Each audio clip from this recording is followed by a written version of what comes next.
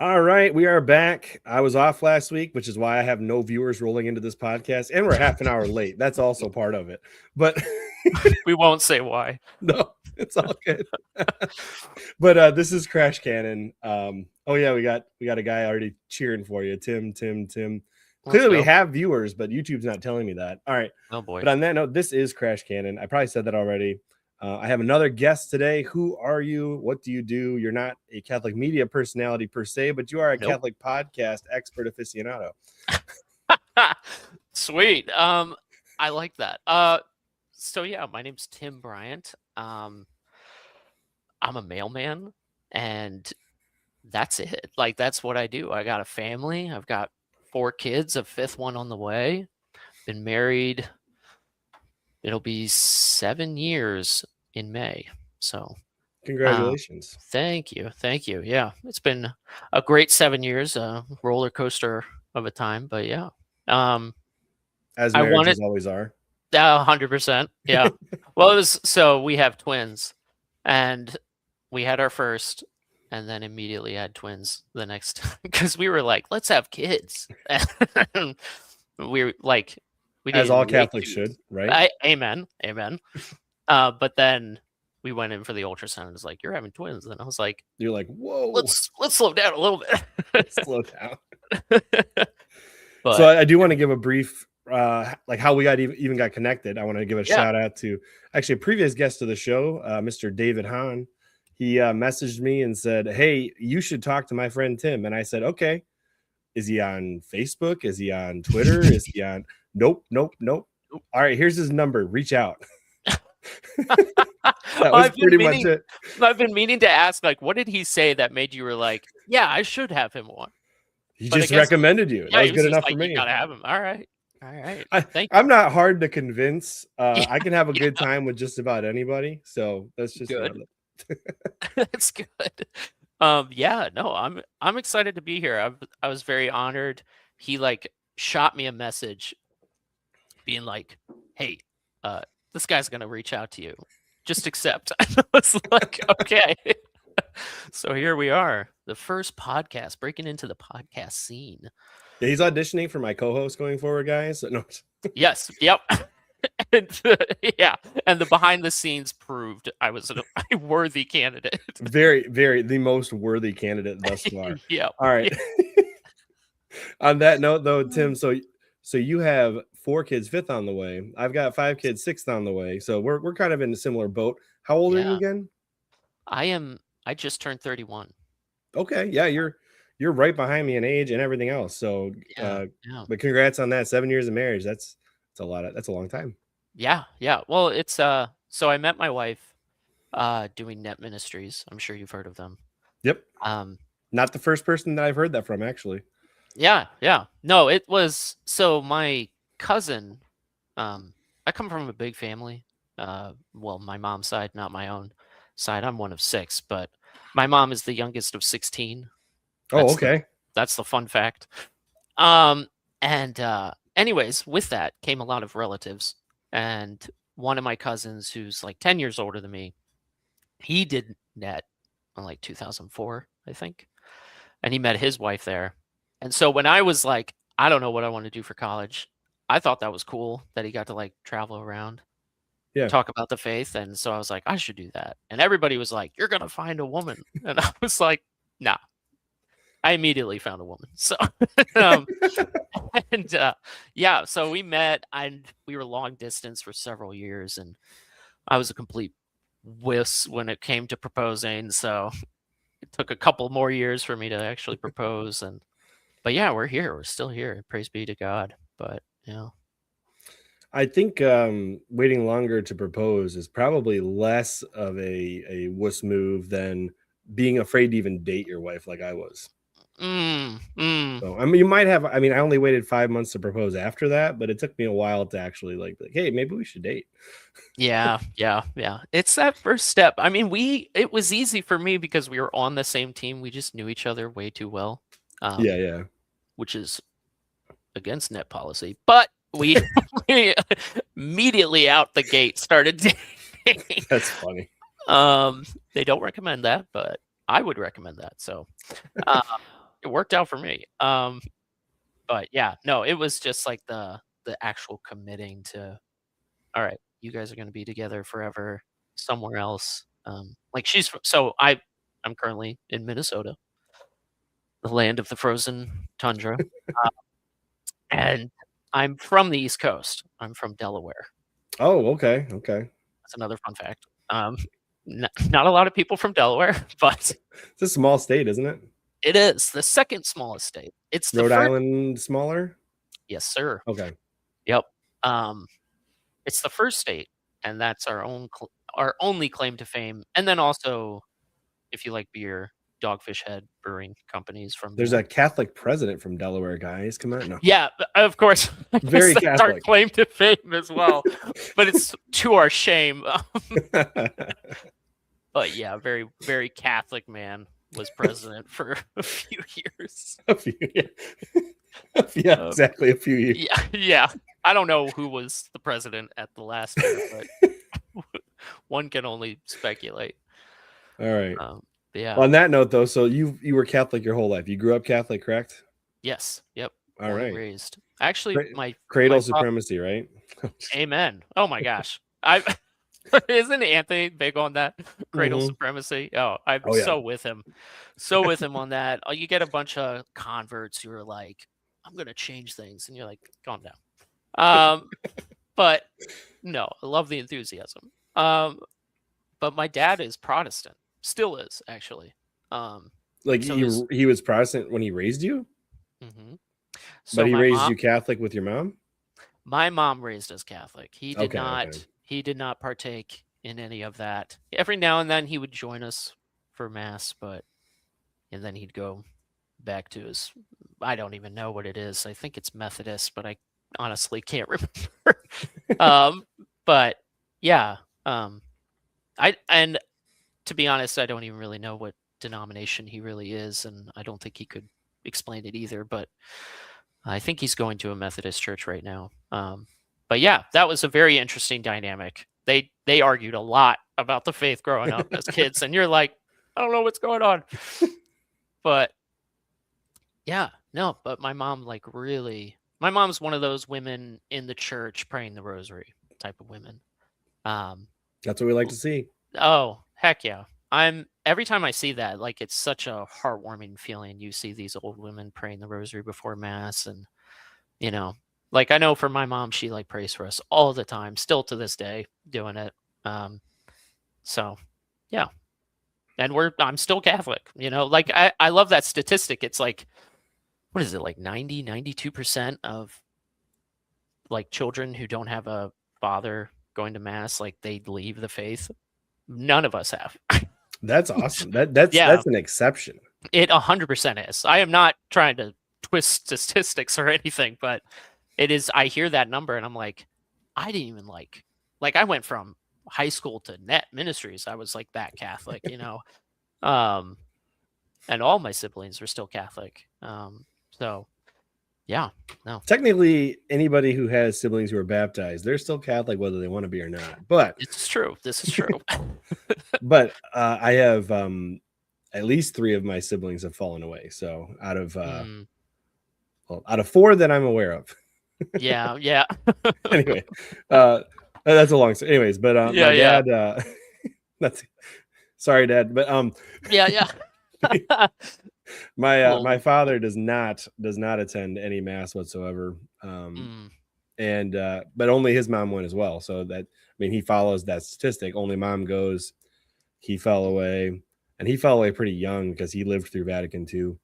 And then there was I was raised going to mass with my mom, but that's about the extent. I mean, I did go through all the catechism classes, but that was about the extent of what I got as far as Catholic education goes. And I did not go to Catholic school. I went to public school. So, 3 strikes against me at that point. A horrible upbringing. No, just kidding. No, 3 strikes against me actually having some kind of faith growing up, right? Oh, sure. Yeah, that's true. Yeah. Public school, Dad doesn't go. Yeah. And the community catechism at the local church. Yeah. That's about 3 strikes right there. Yeah. Yep. But luckily, I prove an exception as well in that I somehow managed to. I mean, I'm not as exceptional as all of your siblings still going. That's amazing. Yeah, But yeah. I am the lone exception of my siblings that is still attending mass. Mm, wow. Well, I mean, thank God that you are, but yeah, that is sad. Um, it's and like not to say that my siblings are perfect, especially a couple of not to name names, because I'll probably share You're this like, with but Susan. them, but she's the worst. No, um, she yeah, no, a couple of my siblings are they're occasionally going and but every time I talk to them, I'm like, "What are you doing?" Like, Right. that's kind of my biggest thing. I know some people I wouldn't even say, like, we're really that close as family members where I'm just, like, constantly chatting with them. Once a week, Yeah. we're doing phone calls or anything, but I'm so blunt with them.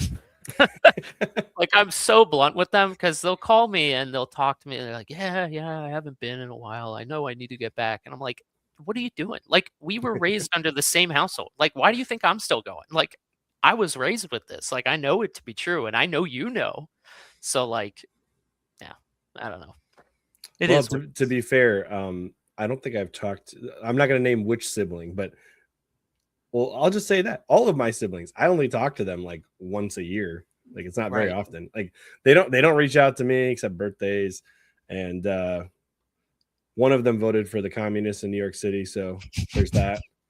Um, There is a divide there. there Yeah, is, yeah, oh yeah, you better believe it. yeah. Um, one of them posted that Martin Luther is a champion of literacy on their Facebook page, and I immediately muted them and said, "No, he's not." But A champion of literacy. I have yeah, yeah. never heard Don't that. you know that because of him, the Bible was translated in other languages, and Mhm. the Catholic Church could no longer gatekeep literacy? I was like, Praise be. I looked at that post, and Uh, I immediately was like, just dumbfounded. I was like, oh, yeah. did you spend more than 5 seconds writing this? Because Mm, they didn't cite any sources in the post. They just made that comment like it was legit, and I was like, yeah, yeah.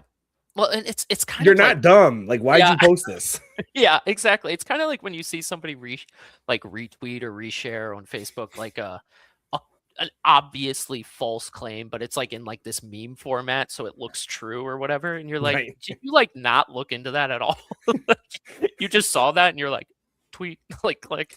Or it's like a clearly AI video. It's like have you seen the Oh, videos where they got like a smiling crazy person in front of a bridge holding a boulder, falls backwards, breaks the bridge down, then dog rescues somebody. It's like that is AI. I don't understand how you could repost this yeah, yeah. No, this is bad. What's going on in the world? We're losing our country because of this stuff. and say stuff Yeah. like this dog is great. It saved all Yeah. these people. It's like, no, like, what are you Yep. talking about? Yeah, All right. this Anyway, literally can't happen. so that I mean that might give you some kind of an idea what I'm dealing with here with lack of faith amongst siblings and whatnot. Yeah, yeah, yeah, The Martin Luther literacy thing though, yeah, that that's still sticks brutal. with me. That haunts me. I'm like, you Yeah, gotta be yeah. kidding me. Like you just can't, there's some types of stupid you can't correct. Okay. It is what it is. Right. Well, Read a book. Read a it book, sounds like a okay? meme. It It sounds like a really does. I mean, I should post that. I Yeah, should you post should, that you sometime. should. Without Uh, naming name. I mean, the person who posted it will know I'm talking about them, but nobody else mhm. will. There you There go. will That's not be a single fine, other person who watches this podcast who knows who I'm talking about. that's fine. And if they do, that's ooh, that's If they are watching, go to church, yes, okay? amen. Stop playing this game where you think Martin Luther educated people. I know. It's The guy such the a guy literally talks about in one of his journals or whatever diary he was keeping that he was throwing excrement at demons. Okay, yep. this is the guy is the champion of literacy. No, sorry guys. Okay, that's not Well, legit. yeah. No, it's not. I mean, yeah, I don't even know how to reply to that because it is just so baffling the claims of Martin Luther against like the church and his own private life. Like, didn't he like marry a nun who left the faith as He well? married a nun after he was excommunicated, Like and what are she we was doing? kind of already encouraging him to go that route. So Right. I don't know. Like it's not like she was a saint before they got together either. Sure, sure. But it's still like, this is the guy that we're gonna, like, set up our religion around? Like, this is not the guy. Like, choose literally anybody else. Ugh. And to be fair, like his catechism, I've read parts of it.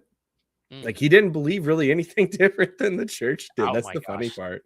That's what kills me, is when you get, and I don't really know the ins and outs of Lutheranism. I know they're closer to us than, like, a non-denom or whatever, but, um, it's still, like, yeah, what they even like, you'll catch a Lutheran here and there, like, how they'll treat the Blessed Mother, and it's just like, your founder, like, had way more respect for her than you Actually, do. a lot of the best converts I've met over the years have been Missouri Synod Lutherans. Mm, yeah. They're not like the weird evangelical Lutheran church that's like huge. Missouri Synod is like the people, they kneel for their communion. Oh, They wow. have actual like prayers that sound Catholic. They skip Hail Mary, but they do the Our Father and everything else. Yeah, yeah. And they really don't have any issues with most of the Catholic devotions to Mary. Like most of them have been just fine with it. Wow. Um, I don't know much about them. That's really cool. yeah, Missouri Synod is probably the closest thing to like a traditional Catholicism in the Lutheran, at least in Wow. America. I don't know about. Right, Although right. if the German Lutheran Church is anything like the Synodal Way, Yep. then they're just screwed over there. Yeah, no, it's So we've lost them. We lost them a while ago. We just haven't, like, announced it. I don't even know. the It's Synodal Way is. I saw a graphic on X. It was like Catholicism already has tons of denominations inside of it, and it's like got oh the my Jesuits and the Franciscans and the Augustinians, and then like if you look through the graphic, they actually like nail down the Sedevacantists that are outside the bubble, and I'm right. like, yes, the SSPV are not in communion with Rome, Yes, and they've got like exactly. the ancient church of the ancient Assyrian church, whichever one is the one that's like the Nestorian heresy.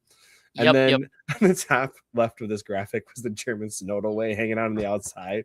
And I was like, even they know that's not Catholic. Right, right. They're just like, this is probably not it." Yeah. No, it's that whole claim I think we might have seen the exact same tweet. I have been just addicted to Twitter recently, especially with what's going on in the world.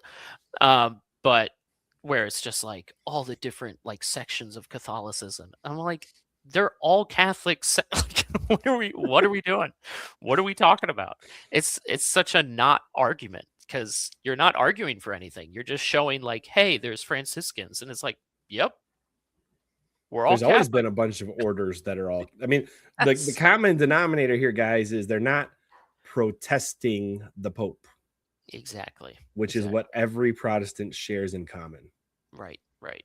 It would be like going back to like the Old Testament, seeing like the prophets and then like comparing them to like the Levitical priesthood. And it's like, there's two different sects of Judaism. And it's like, nope, they're all Jewish. Actually, at the time of Jesus, there actually was like a sectional breakdown between the Jewish sects. Right, right, You had like right. the Sanhedrin, which was not its own like body. It was a body made up of like high profile and top, essentially like your priests, your elites, and your I guess promoted lay people, but they're all Yeah, yeah. Levitical, right? So you got like the Pharisees were in there. You had the Sadducees, The and then Sadducees. the Essenes had access to the temple, but I don't think you had any Essenes in the Sanhedrin. Mm, Could be wrong about that. I've never actually yeah, looked to see if any Essenes made it into the Sanhedrin. I don't think they did. yeah, yeah.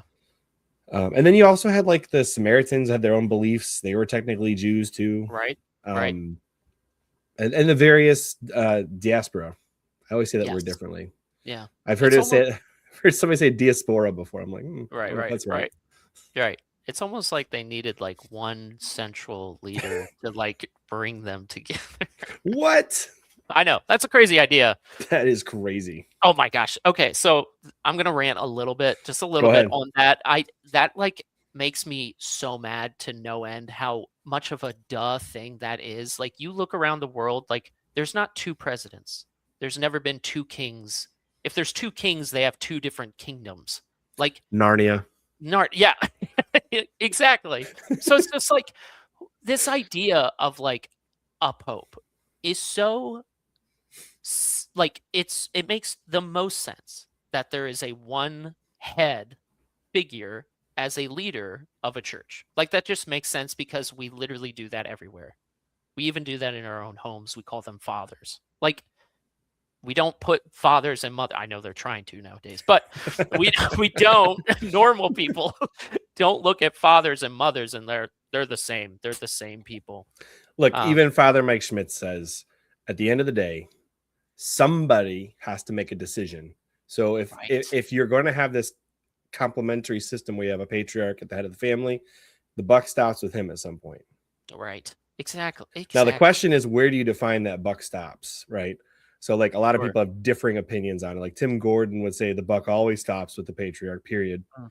At least that's the vibe I get from him. Whereas somebody like from Catholic Answers, like Joe Heschmeyer, might say, well, you might default to your wife for various things where she's got more talent than you do. And there's lots of varying opinions between those two spots. Yeah. I probably lean towards Tim Gordon. I used to be really we're segueing into podcasts. But I was that really might have been on purpose. I might have been. But Tim Gordon, I really enjoyed a lot of his content. He's gotten a lot more aggressive online recently, which is honestly a bummer because I've been listening to him for a couple of years now, and he's always like been himself and whatever. He'll swear now and then, but it's definitely ramped up online on the online discourse. But he lays out such a strong case. I don't know if you ever listened to the Trent Horn and him debate feminism thing. Yeah. Oh yeah, I did. Yeah, I did. Yeah. I listened to that back when it was relatively new. Yeah. And it was eye-opening. Yeah. How what's the right word here? Trent seemed to be on his back, on his heels, trying to defend the idea that feminism and Catholicism could have an intersection that works. Right. And I mean, it was just a clear example of like Tim Gordon like was just finishing that book or was just about to release the book or something at the time. So he's like ready for all the answers and, talking about first wave, second wave, third wave feminism, how it all started and its origins are completely evil, diabolical. Oh yeah, and everything. no doubt.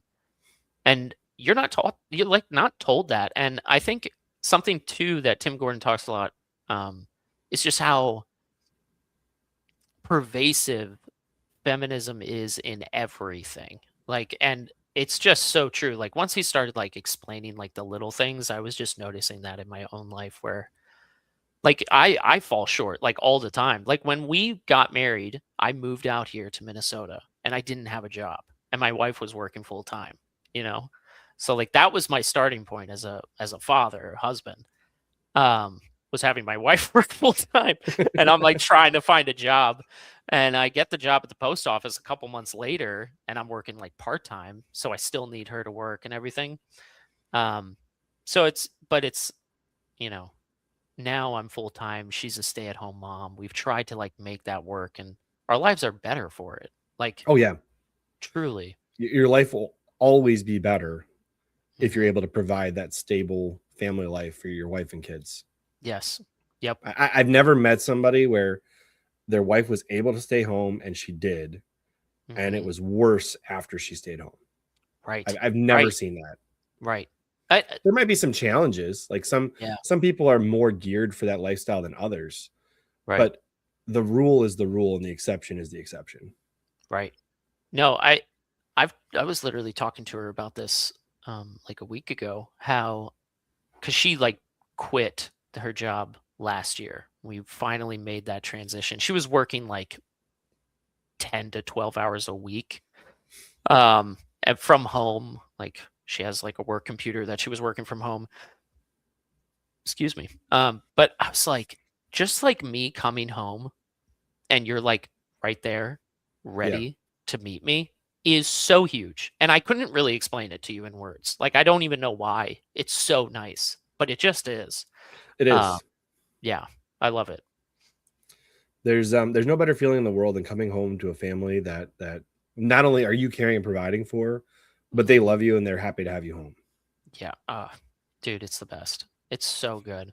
So good. And you'll see like these anti-natalists and posts or something like, don't have too many kids, and it's like, go screw yourself. Like, it's the worst mentality ever.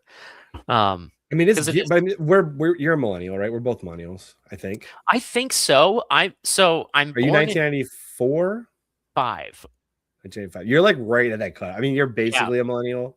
Yeah. I'm pretty much a millennial because I have like a sister that's 5 years older than me, so I grew up like a millennial would, but I'm like on the cusp of Gen Z and millennial. So See, I was born in 92, but my sisters that I grew up with are 12 and 14 years older than me. oh, So I wow. actually was raised closer to Gen X than millennial. Wow, yeah. There's a lot of things I've had to put together over the years to figure that out, but Yeah. I'm pretty dead set that I was raised more Gen X than millennial. Whereas my brother, there was an overcorrectedness going on when he was born a couple years later, and he Yeah. was absolutely raised like a millennial. Yeah. Characteristic, stark differences between the way we were raised, and it had to do with that transition between my sisters and my brother and I. Mhm. Without Yeah. getting too deep into the details for somebody to Sure. psychoanalyze me on the podcast, but Yeah. it Yeah. is wild because I should feel more in line with what millennials say, but I really feel more like I agree with Gen X in a lot of ways, which is funny. Yeah. No, I've got family that are Gen X. Well, the one cousin who did net, he's Gen X. It's crazy. Like, I don't know. I remember growing up like as a teenager, and I'm like, I don't even know the difference. Other than like the younger generation, like the Gen Z, when I was like 20, I was like, these children are crazy and cringe. Like, I thought they were the You mean weirdest. you're not about looks maxing and No. Oh gosh, dude. I cannot with that. It's the most evil, immature, dumb thing I think I've seen on the internet in a long time. The looks maxing thing. with stuff like that though, I can see why people like Avoiding Babylon and Dude. Tim Gordon Hmm. and all of these more masculine podcasts appeal to Gen Z Yes. because of how much feminism was shoved down their throats. Hmm. Yeah. And even like the millennials, and I grew up in the millennial group, even if I didn't like really feel like I was raised that way. And Yes. it's just so much feminist propaganda shoved down your throats. They basically tell you, like, for example, the best example I can think of is the Mean Girls meme, where he's Mhm. like, don't have sex. You will get pregnant. You will die. And it's like, you know what I'm talking about, right? Yeah. No, I've seen I that watched quote. Mean Girls in health class. That was part of my health class. Whoa. I'm not even Whoa. joking. I'm not even That's joking. wild. And he played that like he rewinded because it was a male health teacher, so he thought it was hilarious. He Yeah. rewinded that like 3 times, and nothing against that health teacher. He's actually a pretty cool dude. Right. But he's like he played that like 3 times. He goes, "Not in high school, girls." Yeah. I mean, yeah, don't do it in high Fair school. enough. That's fair, but you'll die. But it is like, it's so funny, like the subtle propaganda, because it's like, oh, it's funny, but it's also like, that's the message. Like, don't Yeah, have kids. It'll end your life. well, it's But like geared into us. Like you can have kids when you're 30. It's like you can, but if you want to be married to somebody even remotely close in age, by the time you hit 30, the amount of years you have to have kids gets shorter. oh my gosh, yeah. And there's Yeah. more complications the older you get when you start. Like my wife and I, we had our first kid at, we were 24. So we got Mhm. married at 23, and immediately, like a couple months later, oh, guess what? We're having a baby in 9 months. Yeah. It's like 2 months into As our marriage. It was like, boom. Yeah, as it should, in my opinion. Um, I shoot, what did you just say about the? The 30. Yeah, there was something I was gonna There's comment on. complications when you get older. Yes, yeah. Just to echo what you're saying there, and they don't say that, of They don't tell you course. that. They never tell you that. No, and you don't even realize, like, I know too much about pregnancy as a father with multiple kids. I know too much because my wife is one of those people, God bless her, who will like over like research with something. So with the first child, she was like, this is what this is. This is what this is. Like, she was just like watching all these videos, and she was joining Facebook groups of like moms who are due in like in 2020. Was that when your first child was born? Was 2020? Yeah, we had a Holy cow! What a COVID year! baby. What a Yeah. year Oh, to have your first child. so this was the timeline of our child's birth. She's a leap day baby, which is another fun fact. I'm full of them apparently tonight. No, she was a leap day baby, and it was we were at the hospital for like 2-3 days, something like that, and we come back. My father-in-law, he like calls us up, and he's just like talking to us in the driveway. He's like, it's getting really serious, like the most serious conversation. And I had heard the buzzings and everything about China shutting down and all the things. It spiraled Oh me. yeah, so if you had a literally leap year day baby, that was right before everything went nuts. Yes, Okay, all right, now literally. I understand. I'm starting to see the wheels spinning. Yep. And it's like right after we come home, he wants to talk to us about this. I'm spiraling. I'm like, I need to go get food and supplies right now. And so I went to Walmart and I got toilet paper, and I got like pasta and canned foods and stuff that would just like last us a minute. Yeah, And the next week, when I went back to Walmart, toilet paper was gone. It was in a week. It was crazy because when I that went, was everything nuts. was fully stocked, and like you said, it happened so fast. And You it's know what funny I was look. doing when that happened? What were you doing? Literally the same time frame you're talking about. I was in Jamaica. Oh my goodness. Yeah, No. my wife and I were in Jamaica. Like We on a had mission trip? just no for like a couple's retreat. We were like, we need to get out of the country, do Wow. something fun before Yeah. we, because we had two kids at the time. Our Okay. second one had been born in 2019, Okay. and we had just gotten past that 1 year where it's like, okay, did we keep, there's, my wife makes that decision at that point, like, does she keep nursing another month? It's like that Mm, transition phase from nursing to eating. yeah. And we're like, all right, my in-laws will take the two kids right now if we want to go do this trip. And we probably won't have another opportunity for a long time after this because we're not going to stop having kids. Yeah. So we went to Jamaica, and as we were coming back, that was when things got nuts. Oh my Like, we're coming gosh. back, like, were you outside the country? He's like, yeah, but we were in Jamaica. Like, Right. there's Right. nothing going on in Jamaica. So they put us in a different line. Meanwhile, we looked over, and there's like this crowd of like hundreds of people coming back from Asia. And Oh. every one of them is getting a temperature check.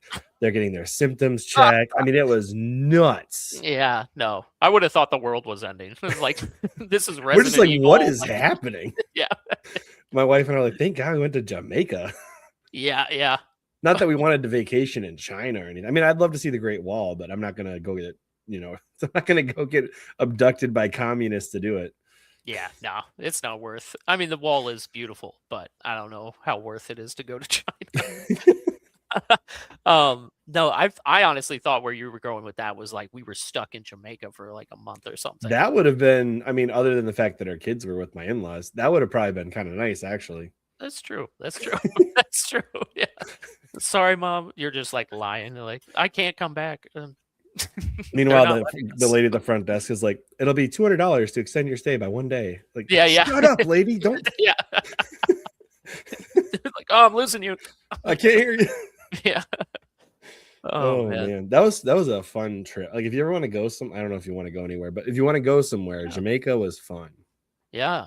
No, I mean, I've heard wonderful things. I had a cousin who did a mission trip in Jamaica, and he really loved it. But the so for our honeymoon, we were supposed to go to Ireland, and I don't know if you remember the whole Boeing 737 Max thing, where like No, I they were don't. they were like not landing properly or something. They were crashing. Well, anyways, that was a thing. It was like the Max Q. I don't know what it was called. It was something like that. Okay. Anyways, our flight across the Atlantic was that Boeing, and they just grounded all of those planes. So then they were just like, actually, you're going to fly out this date and you're going to return back this date. And you're like, we can't do that. Like, we have like reservations and stuff. So we Doesn't literally, work that way. exactly, we can't just like call up places and be like, never mind. But we literally just canceled it and we went up to Duluth. I don't know if you've ever been up there. I don't think so. Okay, it's beautiful up there. It was really nice, actually. Turned out to be a great little honeymoon. Very mini honeymoon, but it was still nice and relaxing. But yeah, no, that was our little fun trip. That's the one I would like to go to. I would love to go to Ireland, but maybe Makes by you, if it makes you feel better, our honeymoon, this was planned. This was not like, oh, we can't go to Ireland, so let's go here. We just went to the Upper Peninsula in Michigan. It's beautiful, man. When I was on net, I did a couple not events, but ministries. I don't know what you want to call it. But there was a couple churches up in the UP that we hit up. It's beautiful country up there. It is. Yeah, it's like going to a whole different world. You cross that bridge, and there's a reason Yoopers call us trolls. Yeah. Because we're under the bridge. Yeah. Yoopers like to call, if you're from the Upper Peninsula, you're a Yooper. And if you're a Yooper and you're talking about people for like, the dirty people like me under the bridge, then they call us trolls. And they actually have been doing that for a lot longer than I realized, because they want to separate from the Lower Peninsula and become their own state. So I mean, it is a different world up there.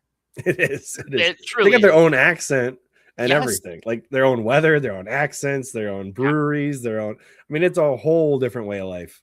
Yeah, it is a different world. The host home that we stayed at had like one channel for their TV, and they were like a big fan of what was it, Point Break? What was the show with Jim Caviezel? Where did you stay at? What town do you remember? Oh, I don't. This is over 10 years ago. I feel like if I looked it up, I could remember, but that might take a minute. But it was like anywhere near Tequamanon Falls? No. I feel like I would have remembered that. It was when we shot up, because we did Michigan, and then we went to the UP and crossed the bridge, and then we just like went all the way across. And there's like so you went towards Wisconsin? Yes. Okay. Yep. So if you were to go anywhere, it probably would have been Pictured Rocks and all that. That would have been a cool stop on the way through. Okay. Like the whole area next to the lake, I think it's Superior, is essentially like this cool copper mountainside, and it just looks like tons of different colors coming down. Wow. I don't think we got to see that, because it was like when you were going host to host, like you just went to their house. You never got to really stay and do anything, which, I mean, we signed up for that, but obviously. Yeah. But still, it would have been nice to get a day. Would have been nice. Yeah. I'll file a complaint. Net Ministries. I did what you told me, but I didn't get to do what I wanted. Yeah, exactly. I agreed to your terms, but I also don't like them.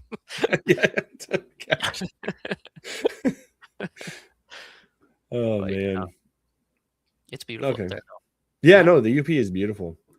All right, so we kind of got off track a little bit here, but I'm going to redirect. Yes. Since you're doing all this driving for Net Ministries, it would have probably been nice to have some cool podcasts to listen to. Yes. Yeah. So when you're listening to a podcast, what are you looking for? Ooh. I've always wanted to say this because I've seen too many interviews and listened to too many podcasts where like there's an interview aspect to it. That's a really good question. Check that off. You just suddenly hit the top of the list for co-host. No. I'm gonna write this kid's name down. Yeah. This kid, he's 2 years younger than me. Yeah. He's a kid. Yeah, look at this scrawny little boy. But yeah, what am I looking for in a podcast? I am looking for somebody who is authentically themselves, and that sounds a little gay, but like truly that. Like, I don't know. I hear that too much in the wishy-washy Catholic. Well, spaces. Normally you hear the words fake and gay. You don't normally hear authentic sounds kind of gay. That's just the opposite of what we're saying here, guys. Yeah. The like you're actually you. Like if I met Tim Gordon in real life, I imagine he's going to like be himself. And if I met Anthony, I know for a fact, and that's why they're my favorite. Like Avoiding Babylon's my favorite podcast because Anthony and Rob are so down to earth. They're so themselves all the time. Anthony like will just throw out a claim sometimes, and Rob will be like, "That's not true," and then he's like, "That could be," and I love that. I love that. I can't stand. I mean, you'll have like someone like Joshua Charles, who's a brilliant man, um, brilliant to listen to, and I don't think he's like lying about who he is, but he's like a scholar, and you listen to him for his scholarly takes, which is good. Um, but when I want to like listen to a podcast, I love that feeling of like their friends hanging out. A great example of this, and it's not Catholic. Joe Rogan, Yeah. he had this was years ago. It was like the Sober October podcast. It was like him, Bert Kreischer, Tom Segura, Ari Shafir. Don't really recommend listening to those podcasts, but I remember listening to them, and they're just laughing, drinking, talking about whatever. And it's so entertaining because they're just being themselves the entire time. And I was like, man, that is a dream job right there where you just get to like, I won't swear, but you just get to hang out with your friends. Listen, okay, just pause. I had Yeah, yeah. Elijah Schaefer on this podcast. Oh, you did? There's nothing you can say that would be worse than he said.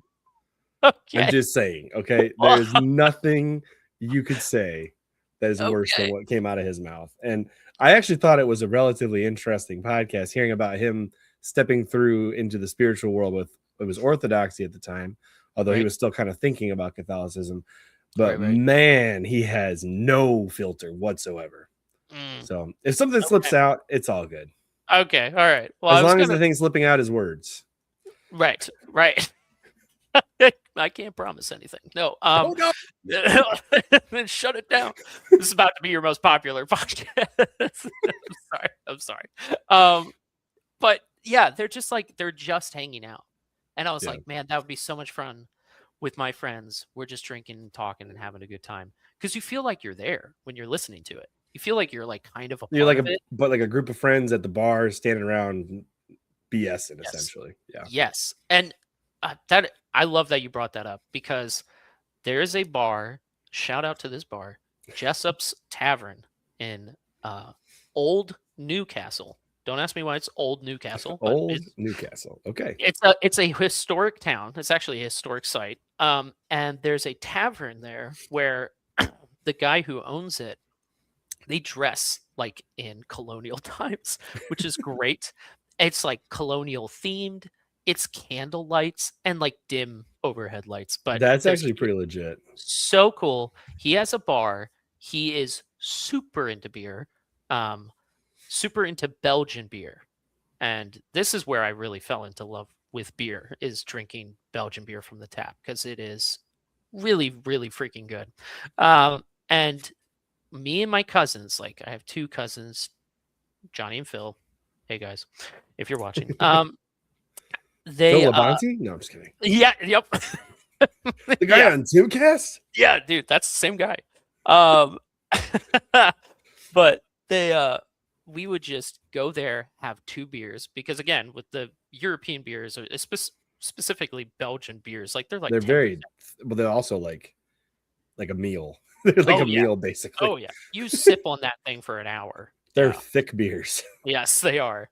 But you just sit there for 2 hours, have a couple beers, and just talk, laugh, hang out. It was the best. There's no TVs.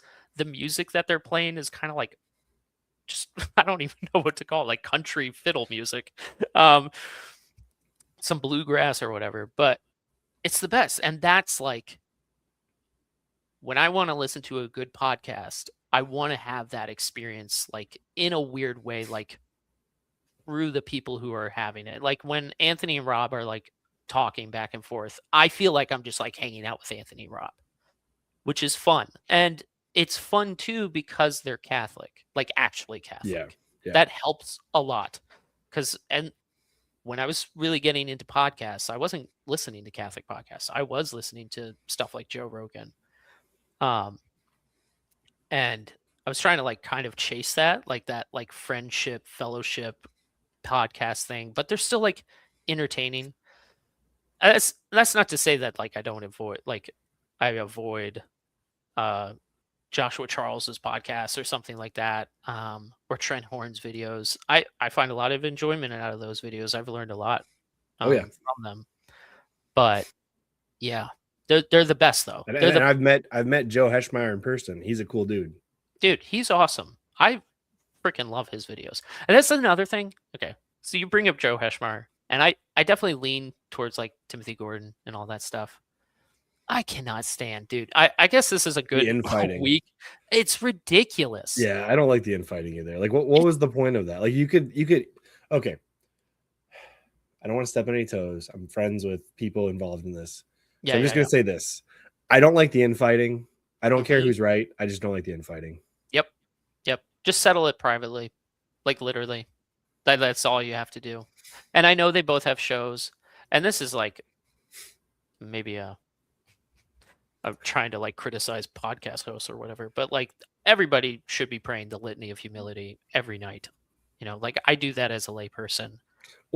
Or find a prayer structure that works for you. Like, for example, the Liturgy of the Hours or the Divine Office. A lot of those will put you in a similar mood to the Litany of Humility. But I have heard from a lot of people that Litany of Humility is a great one to do. I have heard that. Well, I mean,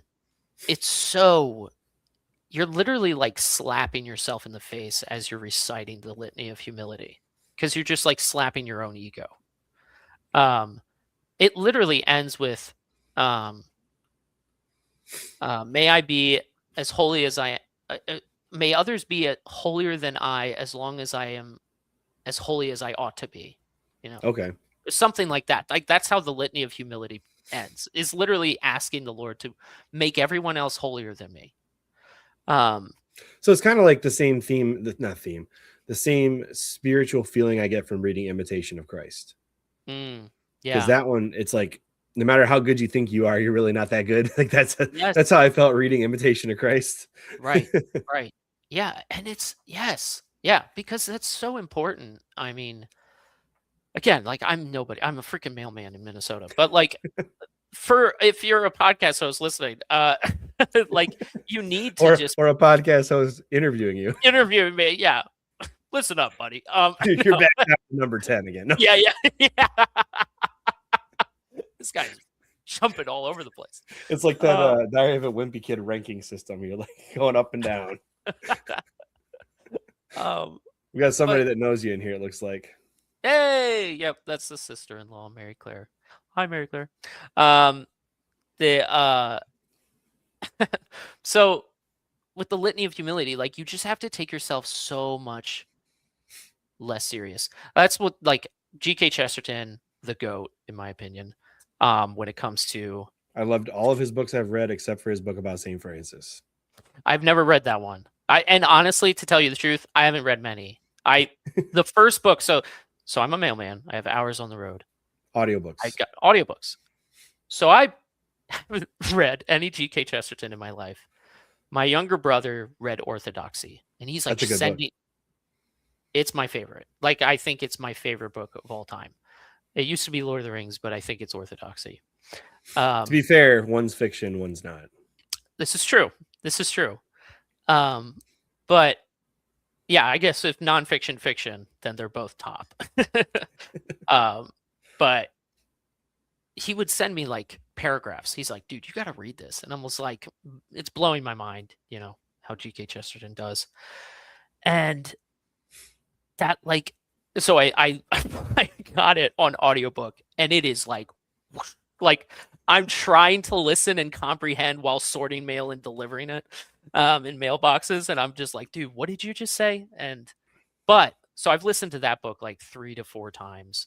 It's so good. But like the part where he's talking about the angels, like the only reason why they can fly is because they don't take themselves seriously. Like, dude, so good. And the only reason why the devil fell is because he took himself too seriously. Like, it's so funny because it's like, I don't know. There's so much wisdom in that. Like, you have to, it's not about you at the end of the day. not that and it's not even like to accuse like anybody, but when you see this infighting, as is so common, um, really amongst Catholics. I mean, you see Twitter. Oh Twitter yeah. is stupid sometimes with the infighting. I'm like, we're blowing this out of proportion. Here's a hot take. Uh, I thought the blowback that what's her face? Lila Rose, who I do not like. But the blowback that Lila Rose got from the clip of the girl who's talking about Father Mike Schmitz, it was a weird, cringy clip. I am not defending the clip. It was weird as hell. But the blowback was like, we gotta kill this girl. Like, it was so aggressive and so like repeated. Like every day for a week, people just kept bringing that up. And I was like, You know, the worst part about correcting somebody like her, though, is, and I don't like talking about specific people as much as I possibly can. I usually try not to, but sure. Lila gets a specific, she gets her own narration here. Right. Basically, the issue isn't necessarily that clip exists, although that is a problem. It's a problematic clip. It shouldn't be talking about priesthood that way. No. It's the fact that after all of this public correction, she gets on her arrogant high horse and just says, well, I was right and you were wrong. And it's like, what the heck? If I had that much blowback from a single clip, I'd be reassessing what I did. Yeah. Yeah. But she just doubles down 100%. every single time. And it's like, yes. Okay, Lila, whatever. Yeah. No, I totally agree. Like all of that I agree with. I think it's just like the reaction, like instinct, especially like again on Twitter. It's like I get prone to that. Like I see a dumb tweet and I'm like, are you stupid? Like I want to say that. Like I want to say that and I'm like, Tim, that's literally not helpful. Because they're not going to be like, maybe I am stupid. Like they're not going to like reflect on my stupid comment. Like, listen, it's funny you say that. So I really like Kennedy Hall a lot. I think he's a cool dude. Absolutely. I know he's a bit stuffy for some people, but I really like Kennedy Hall. Yeah. He was telling me about a tweet that really kind of bothered him, and turns out it was one of my friends who was trolling him, but I didn't know it. And so I got this clip of Kennedy talking about this particular set of tweets. And Jason, I don't know if you know Jason from Tex Cathedra, if you've ever watched. He's been on Avoiding Babylon in the past. I think so. Super funny guy. His Twitter handle, just shout out to Jason Catholic on Twitter. He goes, well, I guess we're not burying the hatchet, Kennedy, because you just sat there and called me a stupid person on a podcast. Then he quotes me, he's like, I must have made him so mad that he had to come on your podcast and talk about it. He's like, what are the chances? Yeah. Anyways. He's just like thinking about it. He's like, oh, there's this one guy. Had to air it out. Yeah. I think they did eventually bury the hatchet because Jason was just trolling and Kennedy just didn't like it. Right. But it was just like that's what I love about Anthony too. I've met people who are like, his Twitter is like, what is he tweeting? I'm like, well, if you watch his show, like, then you'll understand. You'll understand where he's coming from, why he does what he does on Twitter. And it actually does evangelize people because the tweets are so out there. People are like, what is this guy talking about? Yes. And so they follow through and they look at what he's saying. And I guarantee you there's been people who've like, they'll never admit this, but they converted over a stupid Anthony tweet. Yeah. Because it like really got them thinking. Yeah. They were just like, what? They wanted to prove him wrong so badly. And then they went down the rabbit hole and like, well, maybe Catholicism's true. Right. What do you know? Yeah, I mean, like his approach being comedic. Yes. I think it disarms people more than, since we already brought him up, Tim Gordon. I don't think Tim Gordon disarms people as much as he hits them with facts. Right. And sometimes when you hit people with facts the way he does, it doesn't always work in the approach. Mm-hmm. Does that make sense? No, 100%. It can come off a little aggressive. I don't think I would say probably 90% of what he says, I would agree with at least. I haven't listened to everything he said ever, so I can't say 100%. Right. But a lot of what he says is true. It's just, it comes off an aggressive tone, and it definitely, from my own anecdotal experience, does not appeal to women. I can say that. Oh, it does not appeal to women. When I was like going through that journey of patriarchy and stuff, I was like, trying to have these conversations with my wife, and it was like, what? Like it was hard. It was really hard because you're not like everybody is not doing it. No, most people aren't. Right. And yeah. Especially not the boomers who say happy wife, happy life. And you're like, Oh my you're gosh. literally treating your wife like a child when you say things like that. Yes. Yep. Yep. Yet this like petulant child that you just have to entertain so that you can be happy. And then, oh my gosh, you like read the book of Sirach, what it talks when it talks about a wife, and you're like, whoa, that was again on Tim Gordon's podcast when he was like reading those quotes. And I was like, there's no way that there's a book in the Bible that says that. It's 100% there. It's 100%. Oh yeah, no, it absolutely is. The Yeah. book of Sirach is full of one-liners, and they're Yeah. great. They Yes. are great one-liners. Yes, they are. Oh man, But one yeah, of my favorites. Yeah. No, it's a great book. It's probably top 3 of the Top 73 books. Yeah, top 73 books in the, in the Bible. If I had to pick 73 of them, it's in there. And the Book of Thomas is not in there. No, it's not. Or the Book of Enoch. Yeah. Even though it's a great album. No. Yeah. Oh, dude, Enoch's awesome.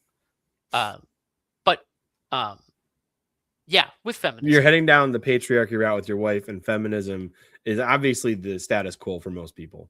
Most people are not understanding that feminism's only really been around for the last 200 years. Right. Even like this idea of like women in the workforce, like out in the workplace. And I know Tim Gordon's read those stats of like, sleeping around like with a coworker is like crazy high. It's way more likely. Yeah. And I'm not saying every single woman's going to do it. Right. If a woman was going to do it and she's already in the workplace, it's a much higher likelihood. Yeah. I mean, I'm sure you've heard the term like a work wife or a work husband. That just grosses me out. It's so gross. It's crazy. The only woman that gets the title wife is my wife.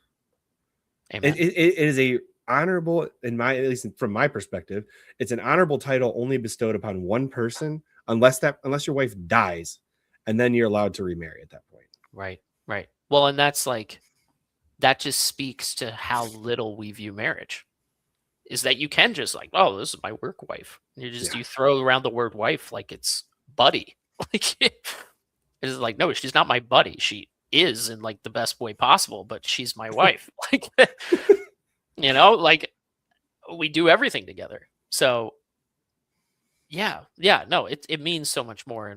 And the world we live in is just this whole wife, husband, like the whole idea of like a prenup and everything is disgusting. I mean, I get why the red pill movement thinks that those things are necessary, because they just have a distorted view on what marriage actually is. Right. But at the same time, like I've got friends that like I've heard these experiences where like a husband and wife got married in the traditional Latin mass inside of a traditional community. And she still succumbed to feminism, left him, took the kids. And so like at some point you have to have faith that the marriage will work. But not every marriage is going to be, at the level that we expect it to be. Right. And unfortunately, with feminism dominating the culture, even a TV show could be enough temptation to open the door for somebody to make bad decisions like that. Right. No, absolutely. It is like, but I think it kind of speaks to, well, and I don't want to like speak on, like you might know like the more intricacies of that relationship specifically, but like I feel my gut reaction to hearing something like that would be that there is like that creeping feminism like at the start of their relationship. Oh, there most likely was. It's just this particular anecdotal story that I've heard. This occurred like 20 years ago. So this is like pre-feminism is horrible. Right. Even amongst Catholic circles, before you have people like Tim Gordon and Dr. Carrie Gress saying what they've had to say about feminism and exposing it for what it is. You really didn't have, other than like papal encyclicals that were in Italian or Latin and nobody in America knew how to read them. Right. You really didn't have a lot of total condemnations of feminism. Yes. Yeah. because it's so hidden. Like you have to go digging to like find the origins of it. Um, Speaking of podcasts, I think the one Rachel Wilson was on Joe Rogan's. I don't know if you listened to that. I haven't. I started to listen to the Andrew Wilson on Joe Rogan. I do respect them. They're Yeah, interesting people. I know Tim Gordon really likes them. yeah, But unfortunately for me, the fact that they are orthodoxy first people, it's yeah, hard for me to listen to them yeah. without like having that in the back of my mind, like, oh, they're orthodox and I don't know them.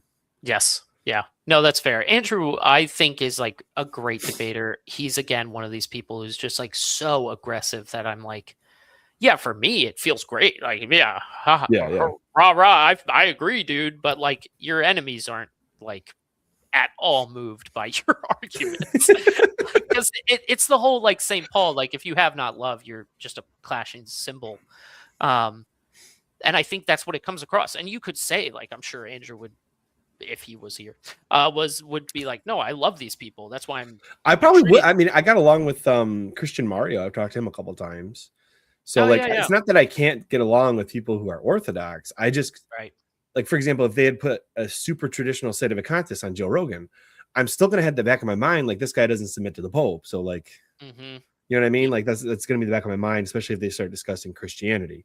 right. If you stick to more secular subjects like feminism is bad, oh yeah, sure, I can listen to that then. Yeah. Well, and that's the Rachel Wilson podcast. It's like 2.5 hours of just the origins of feminism, her book on feminism. It was brutal. And it's so great to like, A, for Joe Rogan's audience to hear that, but B, for Joe Rogan Yeah. to like, because she starts talking about like abortion and like Margaret Sanger and like how evil and vile she was and how abortion was like pushed hard by the feminist movement. And it's like, you want, like, when you start tying these evil things that the modern left, which I would still count Joe Rogan as a left leaning man, He's hold, he's yeah, so interesting. Like, we don't need to dig into it, but just for the record, from what I understand after reading it, he is married to a divorced woman who had 2 kids prior to their marriage. So I don't know if he has any of his own kids in that marriage. I don't really, know, but that's what yeah, I yeah, read. That's what I read in a biography about him. So I would be curious if that's actually true or not. But yeah, it's an interesting dynamic for him, considering just who he is as a person and how famous he is. You know? right, right, yeah. He's a macho man kind of guy. That, yeah, but when you're just like revealing like these evils of like the start of like the 20th century, um, like abortion, you're just like you have to like take pause and you're like, wait, why was abortion pushed so hard? Like, as a left-leaning person, you have to take pause and be like, maybe I don't support that like I thought I did. Which, shocker.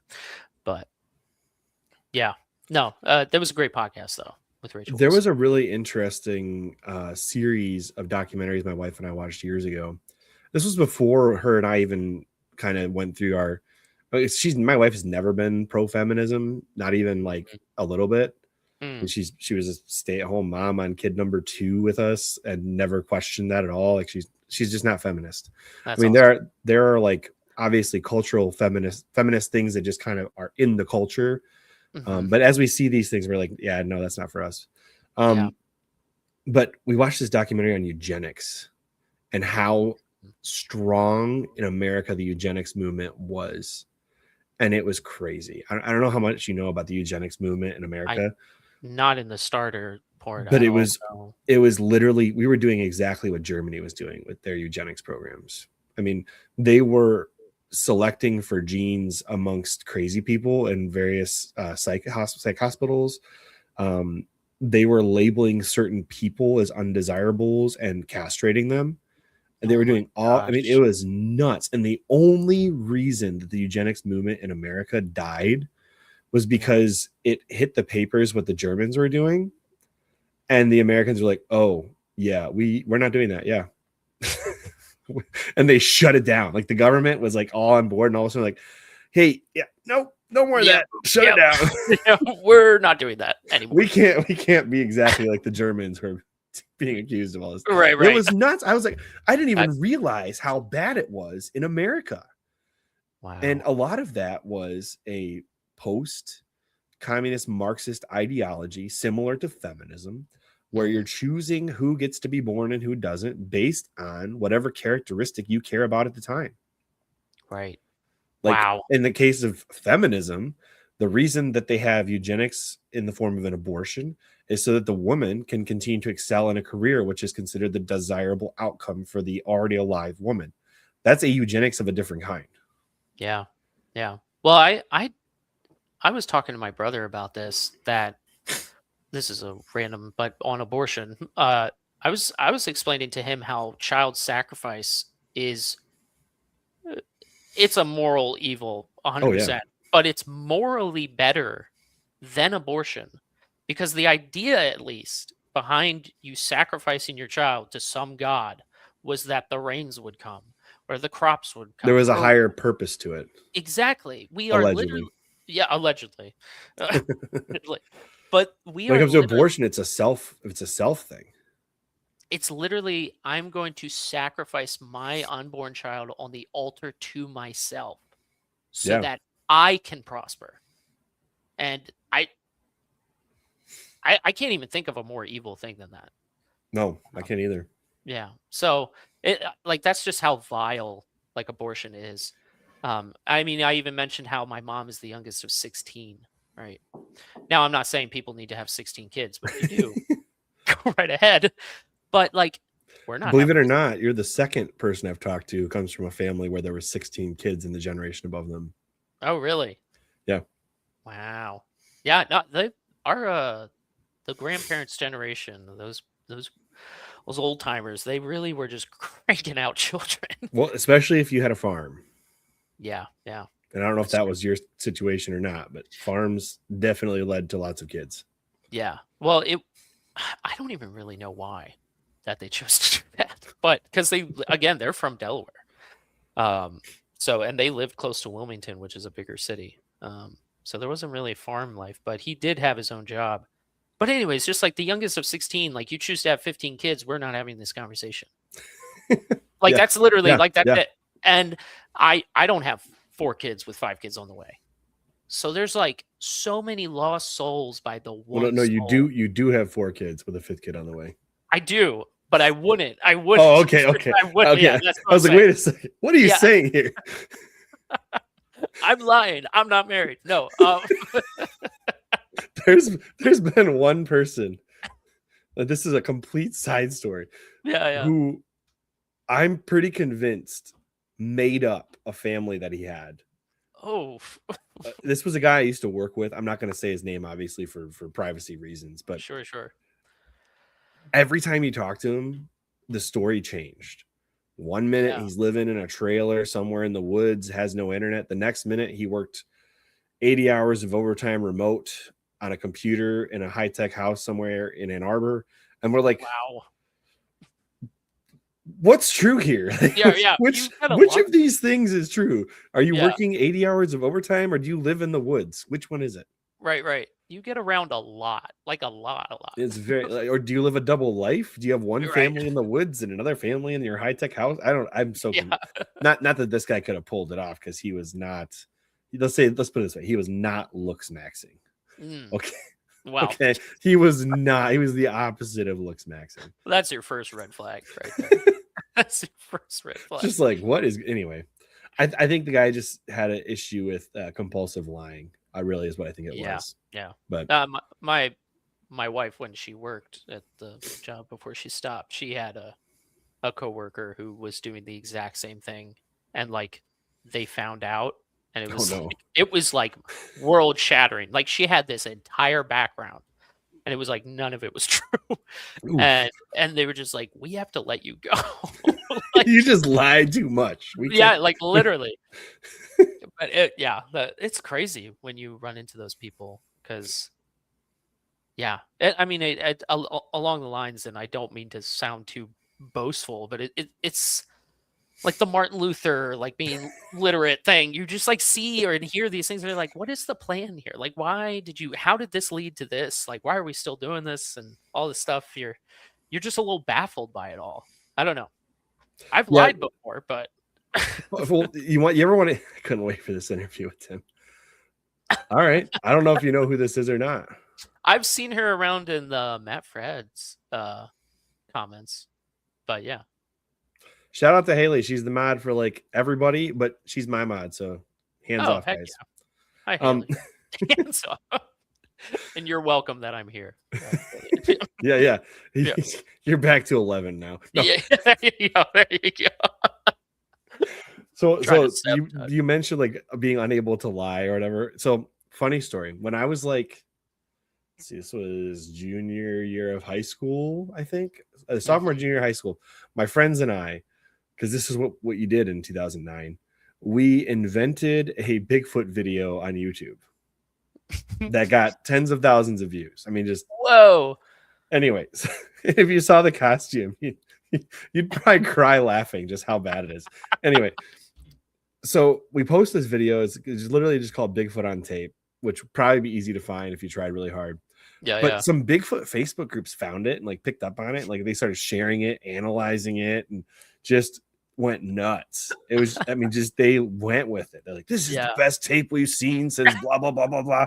And then this was back in the day when YouTube actually had inboxes. I got an inbox message from Sci-Fi. Whoa. And they were like, we would like to purchase the license to use this on our Bigfoot channel, like that, like whatever, Finding Bigfoot, whatever it was at the time. Yeah. And they're like, all we need you to tell us is that it isn't a hoax. And I was like, what's more important? Right. My my authenticity and my truthfulness, or $500? And at the end of the day, my honesty won out, and I just told them, no, I'm sorry, it's a hoax. We can offer you $100 and maybe roll it in the intro. Yeah. And I was like, okay. And they're like, well, only if we use it. So they had like this open contract that if they decided to use the video, they would pay us $100, and they never did. But it was just like, what are the chances you get a DM from Sci-Fi? That is so funny, dude. I just not only is it legit, I've got several more. Yeah, right. He's in my backyard right now in the hot tub. Hey, Dad, put a mask on. Yeah. Well, have you ever heard Mitch Hedberg's joke about Sasquatch or Bigfoot? No. So funny. He's like, I think Bigfoot, because like the infamous photo of like the blurry image and everything. Yeah. He's like, I think that Bigfoot photo is real, and I think we have a scary blurry monster on the loose. Something like that. Where it's just like he's always out of focus or something. It was so funny. He's like literally blurry, like in real life. You can't see him. Yeah, you can't make it out. Like, you need better glasses. It didn't help. Yeah, he's still coming towards me. Haley's your fan. She says you're her favorite social media personality, likely because you don't really have one. Yeah. It's really easy to win people over when I don't have a history. Yeah, I mean, look, we're just getting started. I don't know. Next week, Tim's got 10,000 followers on. X. Anthony's retweeting him. He's like Mary based and Jesus pilled, whatever. All the good tweetable tweets. Yeah, right. Oh my goodness. All right. So authenticity matters too with a podcast. All right. So obviously this podcast is out. Never watching this again. Yeah. No. I actually wanted to say this at the top. I was like, I'm gonna like this guy because you introduced David Hahn, which was the first one I showed because David was saying he was coming on, and I was like, cool. So I was watching that, and you introduced him as the son of Mr. Hahn, and I was like, yes. Like, I remember because my mom's always been a Scott Hahn fan, and I remember getting so into Linkin Park. I got so into them that when I found out their DJ was Mr. Hahn, I was like, yo, is Scott Hahn Asian? Like, I swore he was Asian for so many years. Anyways, yeah, this is an authentic podcast, I would say. When you just like right from the rip, you said that, I was like, hell yeah. I did warn him. I was like, I hope you're okay with this, just because I know your dad is famous. I want to like come off with something entirely different than what. Oh yeah, this is like behind the scenes, guys. Don't listen to this. But I wanted to make sure that he was going to be okay with me doing that. He's like, oh yeah, go ahead, do it. And I was like, sweet. Yeah. And that's when he told me his dad actually plays guitar, and I was like, Scott Hahn plays guitar. That's awesome. That is pretty sweet. I did not know that. Or Yeah, did I know the more you learn, the more you know, whatever the right that? Yeah, yeah. phrase is. Yeah, yeah. It's always something more. All right, so authenticity matters. How about length? Do you prefer long podcasts, short podcasts? I know you've got a long drive per day, so you might like the longer podcast, but I feel like Yes. when people drone on and on and on and it's not interesting to begin with, you're Yes. just like, shut this off. You're like, there's too much oxygen being used for this podcast. No, I mean, I do love a long podcast, but it depends on like the guests. Like, um, uh, when Avoiding Babylon, like they had, what is his name from Lepanto Institute? Michael Hitchborn. He doesn't want to brag though. Hey, wait. You related to Kobe Bryant. So, okay. First of all, that's how I was going to introduce myself. Second of all, that is how I introduced myself on net. And let me tell you, I have never done stand-up comedy. It killed, dude. So they did like row by row, introduce yourself, say your name, where you're from, and a little fun fact or something like that. Something gay. Anyways, I get up. I'm like waiting in anticipation. Everybody's saying their name, where state they're from, and it gets to me, and I'm like, "Hi, my name's Tim Bryant, no relation to Kobe Bryant," and everyone, I mean everyone, was dying of laughter, and I was like, I'm in. But yeah, And Kobe was Catholic. and Kobe was Catholic, There you and he go. was not white, but there's, I like how you said it. He was not white. but Like there was some deep thought to that comment. Like, yeah, well, he's not white. we can't rule it out completely, but we're Well, pretty confident he was not a white man. Either that or he had a great tan. Yeah, exactly. People were envious of how well he tanned. But yeah, no, unfortunately, no relation to Kobe. And pour one out for him and his family. Rest in peace. Amen. Yeah, no, that was really sad. But yeah, so length in a podcast. Yeah, so the Lepanto Institute. What's his name? Michael Hitchborn. Michael Hitchborn. Okay, thank you. I'm going to text him right now. This guy can't remember your name. I'm sorry, Michael. Mr. Hitchborn. I don't know. I need to bring him back on. I've had him on. It was a short podcast because he was sick. I was sick. Our families were sick. Yeah, so he's like, I got an hour for you. And I was like, I understand. Nice. No, I loved the podcast they did with him. They could have gone another 2 hours when they were just talking about his theory of creation story. Because that was my first introduction to Avoiding Babylon. Really? Yes. Actually, was that, I don't remember. It was either that or it was Anthony ripping on the Padre Pio movie, one or the other. I don't remember which one it was. My first interaction with him on Twitter, though, was definitely Anthony ripping on the Padre Pio movie. Guaranteed that was the first time I ever saw him on Twitter. But my Protestant friend watched that podcast after him and I have been going back and forth on Genesis and history, et cetera, and he actually sent that to me. So I got recommended Avoiding Babylon by a friend of mine who was Protestant at the time. Wow. That's awesome, actually.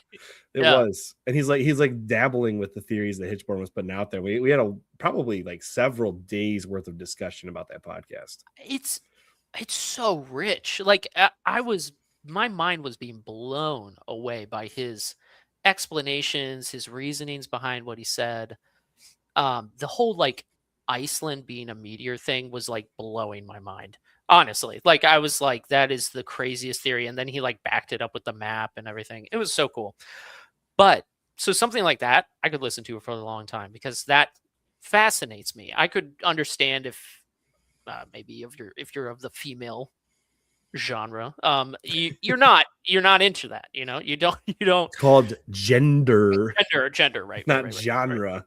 Right. There aren't genres of people like Haley's hip hop, your country music. No, not yet. There aren't. Not yet. There are. I'm a couple years ahead. I identify as hip hop. Yeah. But yeah, no, the what's his name? I can't remember his name either. So don't feel bad, Michael. Well, tell me the subject. I might be able to name the guest. he has the documentary on Netflix. He was big on Joe Rogan, and it's about. Did he go to Avoiding Babylon or no? No. He did Oh, the whole okay. documentary on Netflix Oh, I about know exactly who you're talking about now. the start of the world and everything. Like Um, his theories about that, oh my gosh, like Randall ancient Egypt. Carlson and Yes. what's the other guy's name? It's gonna bother me now. Yeah. Wow. I Something hear and his Randall voice right now. Carlson. Yep. But you know who I'm talking about. I know exactly who you're talking about. Anyways, that stuff fascinates me to no end. I think that documentary series is more Catholic than that guy would like it to be. Um, Oh yeah. I'm so I'm well, we're getting a little off topic, but I am more young Earth creationist than I am like billions and billions of years sort of thing because I just don't understand it. It doesn't make sense in my mind when I think about it for more than a second that like Christ would come and Graham then Hancock. thank you. Graham Hancock. Shout out to Graham Hancock. It's an excellent documentary. It's so much fun. It's so interesting. When you talk about like the multi-hundred ton stones that they're moving, and it's like there's literally no means of them moving this.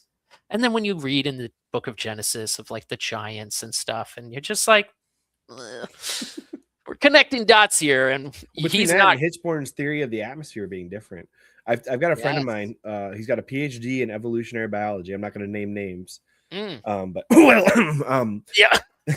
Just he basically sorry. talked through what it would take to have ginormous bugs, and the atmosphere is a big part of that. So, like Mm, when you have a denser, or I don't remember if it's more dense or less dense atmosphere, it changes the true maximum size an organism can be. I So, didn't know that. based on that, if you were to take the atmosphere before the first rains of Noah, I think because that's what Right. Hitchborn says the first mention of rain in the Bible is the flood. Yeah. Um, the atmosphere would have been very different, and you might have had the ability to have larger organisms Right. pre-flood with I believe it would be a less dense atmosphere, but don't quote me on that. Yeah. Yeah. Whatever the difference in density is, it would have allowed for large organisms. And yes, that particular podcast, I still go back to occasionally and re-listen to Hitchborn's theories on things. Yeah. It's so cool. Like his idea of like the dinosaurs and stuff like being real. It's so cool. And like Anthony and Rob, if you ever listen to this, Hitchborn, get him back on soon. yeah, you need to talk about that more. We need him on. Yeah, I need more details. Um Speaking of which, I should just have him on. Why am I telling you him? could do that. No, he come on my podcast. Yeah. Screw you guys. He's coming on my show. Yes. But yeah, no, it's so fascinating to me because that period of time is such a mystery. And then oh my gosh. And then Joe Rogan had like the Italian guy on who was talking about like those spirals. I don't know if you saw those images going around on the internet, but it's like a 3D image. It's like all graphic designed and stuff. But pretty much what they did was and I don't ask me about the technology because I don't get it. All I know is that it's a satellite and it's not like echolocation where they're shooting sound, but it's like ground penetrating. It's not radar, but it's ground penetrating and it gives off like the vibrations of what it's penetrating through. And it can go through multiple layers of the earth. Anyways, they did that over the pyramids. And what they came up with Are you was talking about that GPR? Ground penetrating radar? no, it's not that. I remember him like specifying that it's not that because that was I've like used that before. That's super interesting. yeah. Well, and he was saying like a lot of people who do use that were like saying this is bunk. Like there's no way that ground penetrating radar would go that deep or anything. Oh yeah. Ground penetrating radar has a maximum depth of usability. Yeah. So these are like 100 meters or longer, 600.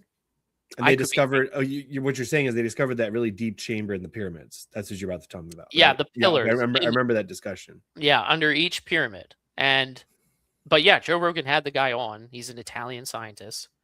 And he just broke it down, like what they discovered. And he's like, I guarantee you that they're under the pyramids. And again, they're like hundreds of meters long.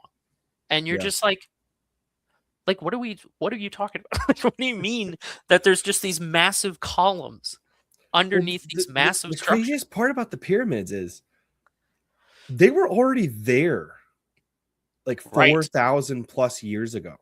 Right. Who built them? I know. That question alone, dude, and then that question alone gets me excited. Not only who built them, but when did each part get built? Because that's the second question. Right. At one point before I dug into it deeper, I was like, well, was that where they buried all the patriarchs? Was under like, Jacob and Abraham and Adam? Are they buried in something like that? Like, is that the type of tomb / altar we're talking about when they buried these guys? Right. Probably not, but yeah, probably not. But probably not. But that would be interesting. Cool. Yeah, that probably would have been mentioned or something. Maybe. We don't know. I mean, but the fact of the matter is, I mean, a lot of Europe has DNA that matches King Tut. I did not know that. A lot. Like, we're talking a lot. If you have white skin, and you're European, you are probably loosely or have a relation that is related to King Tut. What? Because people don't realize the people who are in charge of Egypt changed so many times over the years. That's true. Yeah. Like, think about it. Between just Joseph and Moses, there was a change of regime. Right. And that's just 2 of the patriarchs in the Bible. Yeah. No, that's and then true. By the time you get to the Roman Empire, they've got what's her face? Cleopatra.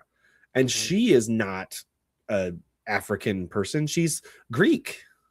Right. She's not from Egypt. Well, hold on. Pause. I watched the Netflix documentary. She's black. I'm kidding. I'm totally kidding. They could have picked Halle Berry to play Cleopatra. Please, someone pretty. But no. Yeah, no, it's true though. Like the Greeks were involved. I mean, it's that whole Mediterranean area. Like, you think of St. Augustine and stuff like that. Like, the people around there were not like I don't know, at least modern people, they think like Africa. Yeah. And it's like, no. Like South Africa has had Caucasian people, if you want to call us that, down there for a long time at this point. I mean, we're talking a long, long, long time in South Africa. And yet, South Africa is being claimed by other African tribes, we'll say. But it's an extremely sad reality when you see what's being done to these people. But I digress. The movement of peoples is not taken into account. Like, there are no natives to any particular part of this world, in my opinion. Because even if you wanted to claim that Israel belonged to the Jews, you would have to make that claim with the caveat that they didn't always live there. Right. You know what I mean? Right. Even so somebody that has the long-standing history of the Old Testament can't even make the claim that they have always lived where they currently live. Right. Yeah. And Native Americans, not native to America, guys. Okay. And there was a lot of infighting. Yep. It's like the movement of peoples throughout the earth has been a really interesting study. I haven't spent a lot of time on it, but what I have spent on it has been interesting. Yeah. I mean, that's definitely an area I don't know much about. I just know, like, at least when it comes to like Native Americans, like, we trace them back to Asia and stuff like that, like, from what I understand. But yeah, as somebody with the Native American genes inside my body, I am very offended. No, I am not on the list anymore. I'm just kidding. Yeah. No, I've got 2 French ancestors that married Native Americans. Really? One Native American in Canada, so Native Canadian, I guess, and then one in the Detroit area. So. Oh wow! My roots go back to the Navars, like the original French settlers of the Americas. Okay, Michigan. Wow. So that's really cool. I don't even know. I'm such a mutt. It's crazy. I am definitely a mutt. Oh, okay. But I can trace those lineages back. Right. Okay. I'm not in line for the crown anywhere. Okay. That's a shame. You're like, I wish this guy was the. No. Yeah. This will be a way cooler podcast right now. I'm just kidding. Yeah, I'm like Uh, tracing back the roots. I'm actually of the line of King David. No, yeah. like Like, what? look, What are you talking about, dude? yeah, That's a heresy. yeah. I don't know if you can claim that. Um, that's funny. There's a Um, really, really strange thing that happened in the first 300 years post Christ. They had these people that were called like the Grail Kings. Have you heard of this? no, no. There was people that tried to usurp the papacy and usurp the Roman Empire by claiming the direct lineage of Jesus and like Mary Magdalene. Like these are real things that happened. Oh, Nobody took them seriously, but they called themselves the Grail Kings. That was what they called themselves. And it's like there was these mini monarchies that occurred in various tribes across the world, mostly in like the African continent, but mhm. also across like the Middle East a little bit. And it was Yeah. always like some guy claiming to be like, I am of the lineage of. It's like, Right, right, no, you're right. not, dude. Yeah, Like, yeah, no one believes you. yeah. Well, and it's so yeah. I feel like back in that time, that just was happening. I mean, it still happens today where Well, people are just like, people try to sell vials of white liquid, and they have labels like Mary's milk. Like that is is "Oof, so wrong, oof, that is so wrong on so crazy." many levels. But there's actual like tourist booths in the Holy Land that try to sell these types of things, and it's like, Oh, why on earth?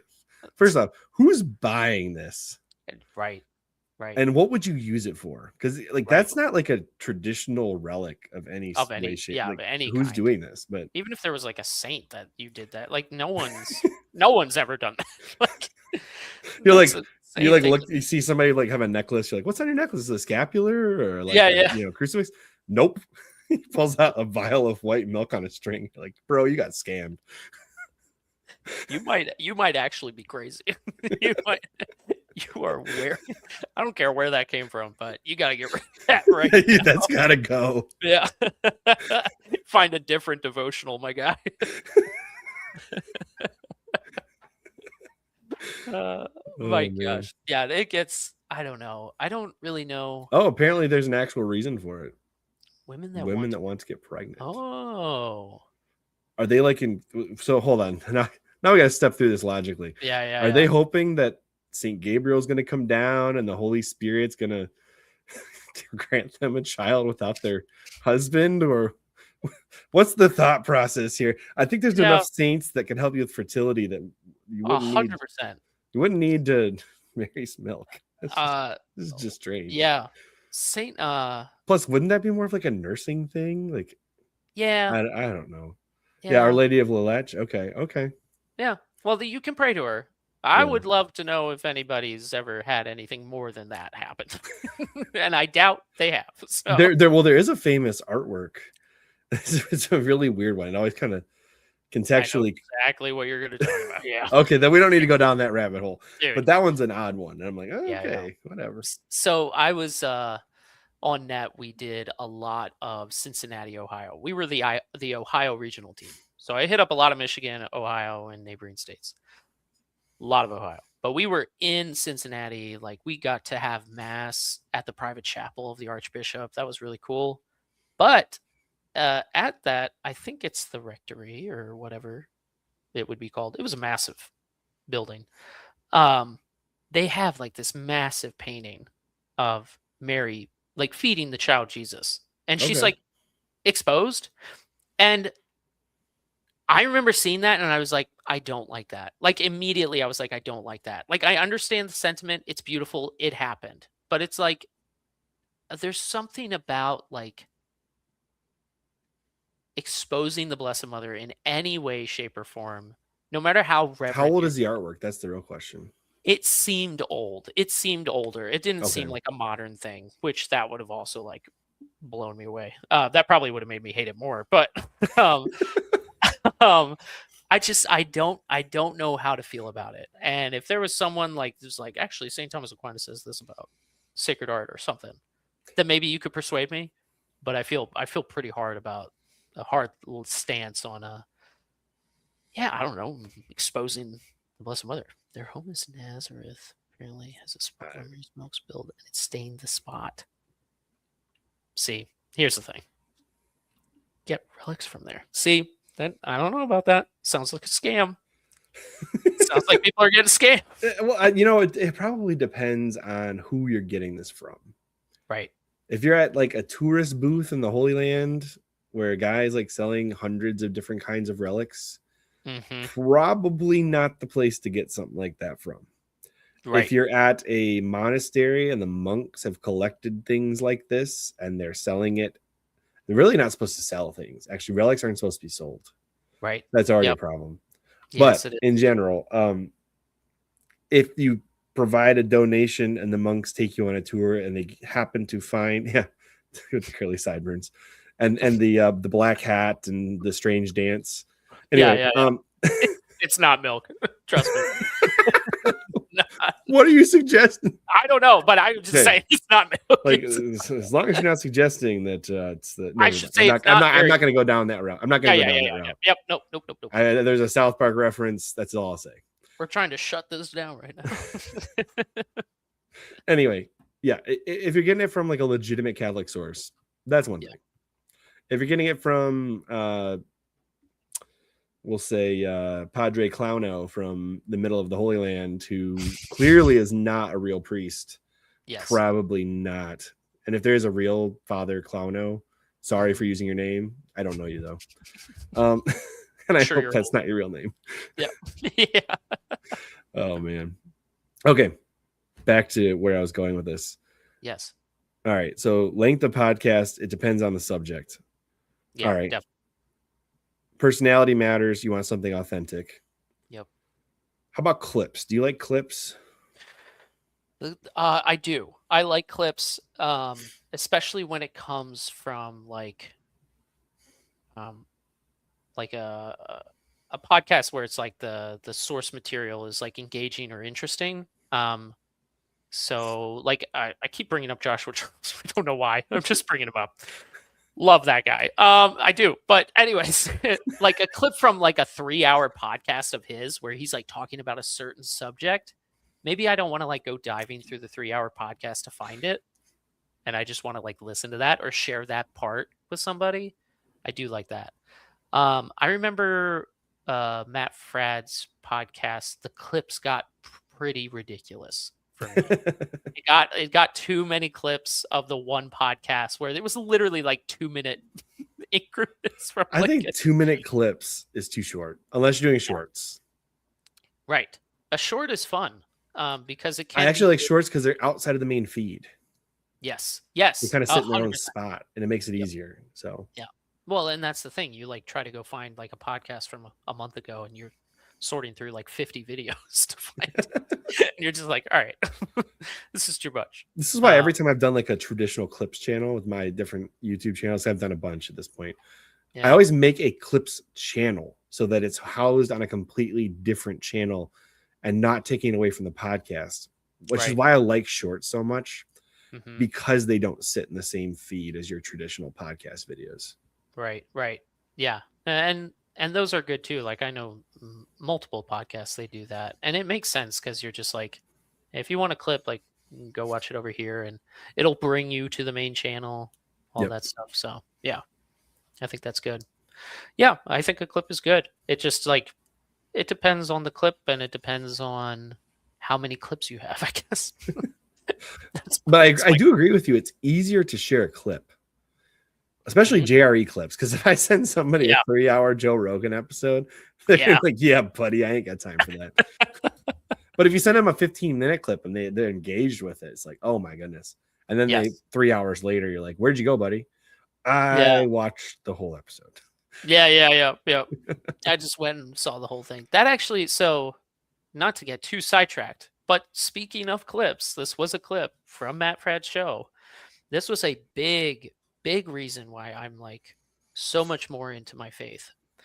I owe it to Matt Fradd and Father Gregory Pine. Shout out to Father Gregory Pine. He is my favorite personality, period. I love that man.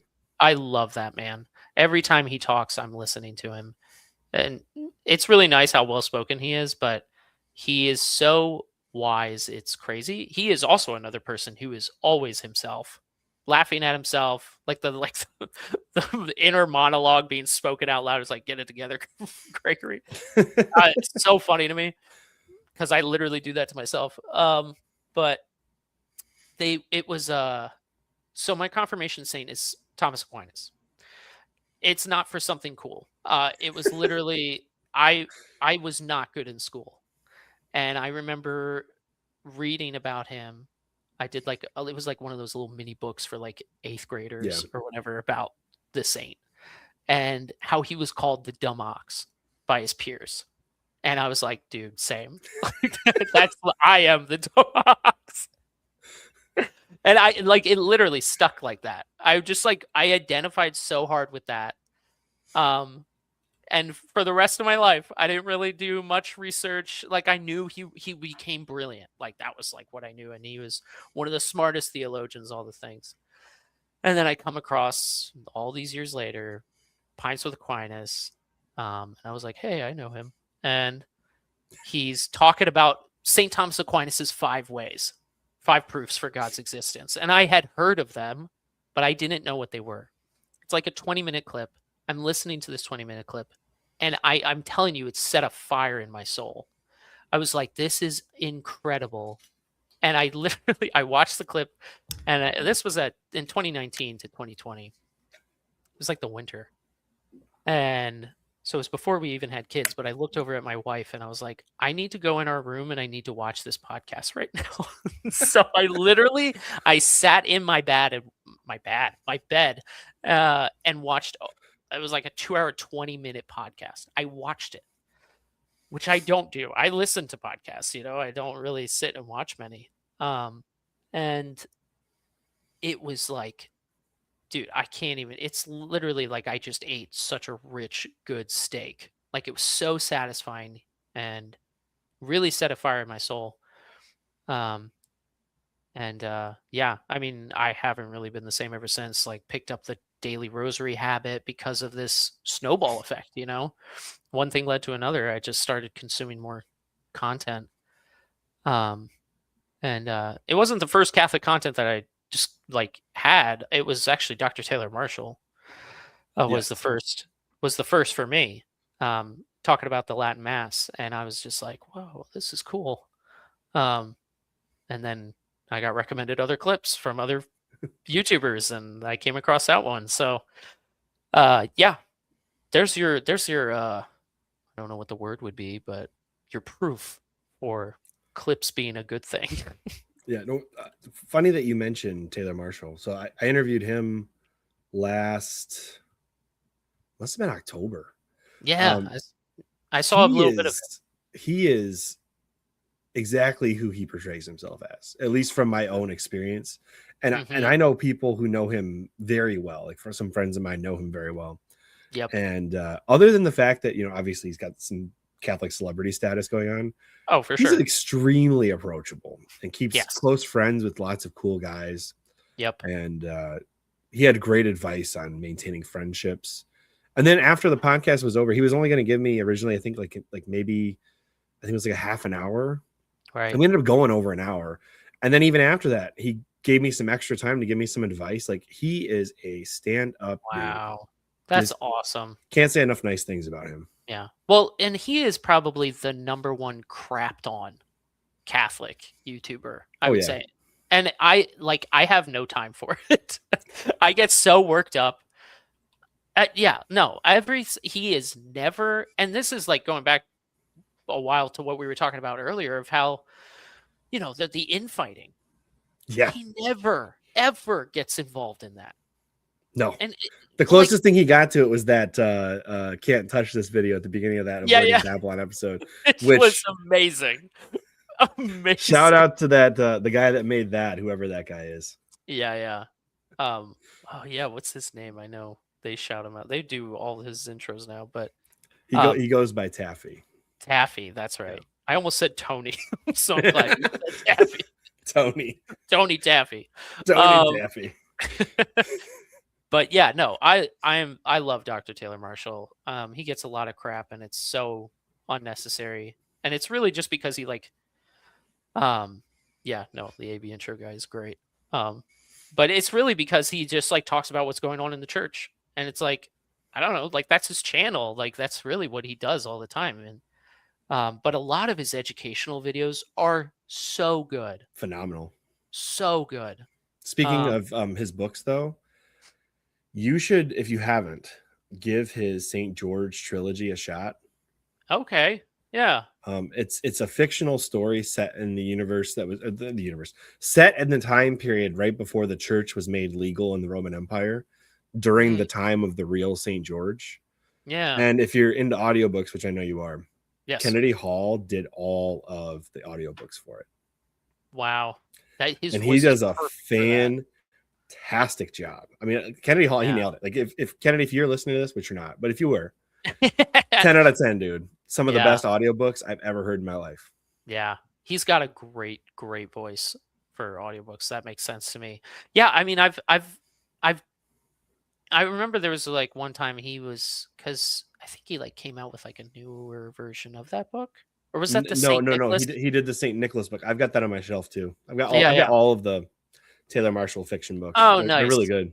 Nice. Well, but anyways, that I almost got that book. I did get his Infiltration book, and I read that, and that is a bad audiobook, by the way. Okay. Well, I read it. I did not listen to it. I actually read it. Dr. Taylor Marshall, if you ever hear this, please, for the love of God, have Kennedy Hall re-record that one for you. No offense to the woman that narrated it, but it just didn't come across right for me, hearing a book you wrote narrated by a woman. Oh, yeah.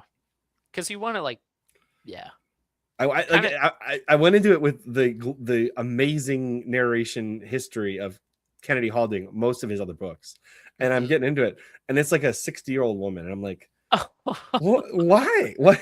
Who made this? It was probably whoever the publisher was made that decision. Sure. But, yeah. Man, I was like, all right, well, we'll live through this and we'll try it, and I got through it, but man, I don't think I got as much out of it as I would have if it had been Kennedy doing it like he did the rest. This is kind of off topic, but we're talking about audiobooks. But the one audiobook, Ender's Game, I don't know if you've read that book. I've read Ender's Game. Yeah. I've also read a couple of the other books. There was this weird one where like the alien, and I don't subscribe to aliens, but I don't mind aliens if they tell a plot well in a book. But I digress. In this particular one, the alien colony that they were interacting with would, when one of their people died, they would bury them and they would turn into a tree. Yes. It's a very weird book. That's the second book. Yeah. Okay. Yeah, it's not good. I started because it's not good in my humblest of opinions. Say non-writer. And pretty. No, you're right. It was terrible. I was like, why is this the second book? No, it's so bad. But the Ender's Game is phenomenal. Oh yeah. The guy who narrates Ender's Game, I literally like a chapter in. Does the wife get a shout? I think I already shouted you out. Listen. All right. Just here you go.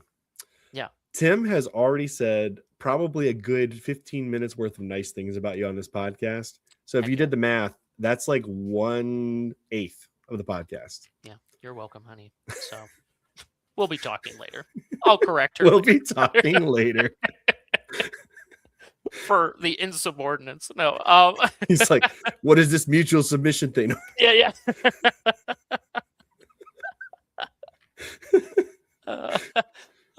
But the guy, no, it's okay. Who's needed. But the guy who narrates that book is my favorite I've ever heard. His voice is like, this is gay, but it's like so smooth and so soft. It's so deep, such a deep, manly voice. Tim's like alpha, recognize alpha. Yeah, alpha. Yeah, hey, thank you. Someone understands me. But I was like a chapter in, and I was like, I don't know when I'm dying, but if it's anytime soon, I want this guy to speak at my funeral. Like, it's just such a beautiful voice. That's very. You know what? Yeah. Speaking of that, though, like, you could have the same person deliver the same podcast, or even, I'm sorry, you could have 2 to 10, 20 different people deliver the same podcast, and the way that they talk can ruin it. Yes. I think it takes a certain style for various deliveries. Like, for example, you would not want a guy like me delivering Joshua Charles style Sure. Yeah. Because I don't sound like a scholar. Okay. Yeah. That is not who I am. Yes. I'm like, I sit somewhere between, I don't want to like put myself on their level, but I probably come across like a Joe Rogan or like a less alpha Anthony or something like that. More alpha Anthony. No. Just kidding. Anyway, but what I mean is like I'm just like I'm not. That's not who I am. I'm not a scholarly. I'm an interviewer. I'm a guy who has fun with a podcast. I'm a guy that likes to have a drink with people. Yeah. I am not the guy who they send in to deliver a Jordan Peterson speech. Right. That is not. I would not be the guy doing. If you had me doing it, you might be entertained, but you probably wouldn't learn much. Yeah. I think you'd learn at least one or two things. But yes, no, I understand that sentiment. It is like how you carry yourself, how you talk and everything. It does matter. It carries a weight. And yeah, some people are just like the more scholarly types, like they have that cadence that I don't know what that is, even like personality, how they're raised. I don't even know. But it's true. Yeah. Autism. Yes. Just like called out half of just Catholic podcast. That was a joke, guys. Yeah, of course. But I was gonna say the Zoomers will get it. Yeah. Well, I was gonna say, like, with the voice of like someone you're just like, I can't. For me, and I'm not like, I think he does great work, all the stuff. Well, whatever. Steven Crowder. I can't listen to. Oh my goodness. Steven Crowder. Yes. Well, he's Canadian, so this is true, and that doesn't help. But his voice. I say that, but I like Mike Pantile and Kennedy Hall. So, and Brian Holzer. Exactly. Yeah. Oh yeah, exactly. Kennedy Hall's Canadian and he sounds great. Sounds great. And Mike Pantile. But yeah, no, Steven Crowder, I'll listen to a clip. I've never listened to a full show. He just sounds so angry all the time too. This is true. Like he's ripping jokes, but he sounds angry. Yes. And he's like his up here voice where he's like yelling, it's just like, all right, I can't. I mean, I'll take him over Shapiro any day of the week, though. Oh, this is yes, yeah. How's it going, guys? Yeah, no, it's a lot. Imagine getting wrecked by the nerdiest, geekiest sounding dude in the room. That's what it's like being a lefty debating Ben Shapiro. I know, it really is. Yeah, no, Ben's got that quick nerd voice on lock. Very much so. I'm locking. Yeah. We're locking in, guys. Yeah, the Gen Z lingo. We're nerd maxing. We're saying, gosh, shut it down. Shut it down. Shut it down. Yeah. So delivery matters. So like length of podcast, the hosts being authentic. Mm-hmm. Clips can fudge up the algorithm for you, so probably stick to the shorts. But a clips channel, you're not against it. No. The delivery that's also the related personality, authenticity, etc. But the delivery matters for what kind of content you're delivering. It's like my podcast works okay for somebody like me. You could probably swap me out with somebody like Anthony or Joe Rogan or any of these guys that are that style of person, it'd work just fine. But you put those guys into a Jordan Peterson video and suddenly it doesn't work. So like these are the kinds of things we're talking about. And then so we got through delivery. All right. Subject. I think it's important that even if you have an entertaining podcast, you pick entertaining subjects. Mm-hmm. Because you could be like the most like a Joe Rogan. Joe Rogan has entertaining guests. However, yes, you pick the wrong person for that podcast. Now, like Eddie Bravo, he's a funny guy. I will never listen to an episode of Joe Rogan where Eddie Bravo is the guest. Yeah. Unless you add Alex Jones to that mix, and then I'm sold. Right. Oh, then I'm sold. Well, that's because that guy is amazing to listen to. No, I'm totally kind of retarded. Yep. That's my favorite clip ever. That's my favorite. He's like, and he just like sits there, like pauses. For like ever, and it's like, what's he gonna say? He's like, because like he was going crazy, and like Joe was like calling him out, and he's like, "Listen here, Joe, I'm actually kind of retarded," and you're just like, "What?" Like what? Did you just say that? Is this confession time? Yeah, no, that was like the best episode. It's one of the best clips on the internet. I don't know if you are a Tim Dillon fan at all. He's rough. He's funny. He's so funny. Dude, one of the best rants of any podcast is his podcast where he's talking about the 4th of July and what being an American means to him. Oh, I Dude, haven't seen this one. oh my gosh. He goes for like 15 to 20 minutes, just like being an American to me means you got your overweight girlfriend cooking you some food over a hot stove. It's just random things, and he just like keeps adding and just Oh like my goodness. ODing. It's very nihilistic, his humor, which I think is funny, but not good mentally. But anyways, he's one of those people that's like has some of the funniest delivery, I think, on a podcast. I can't really sit through a whole podcast. It's really hard for me because I'm a huge fan of comedy. I love stand-up comedy, but these people are very vulgar. Yeah, no And joke. it's really hard.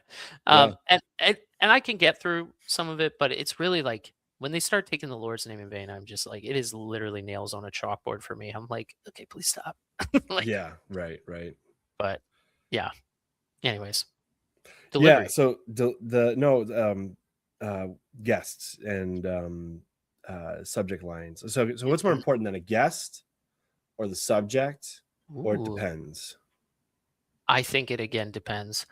Um, the subject, I mean, you'll hook me, but again, like I'm speaking from my own personal taste. That's why you're here. No, okay, good, good. That's All why right. you're here. You're I'm a supposed to be talking from your yeah. perspective. Well, I'm just gonna dictate to everybody how podcasts should be run from here on out. Um, um, yeah, no, I think it's like you'll get me every time with a subject like the creation of the earth, the Genesis stories. You're gonna always hook me with that.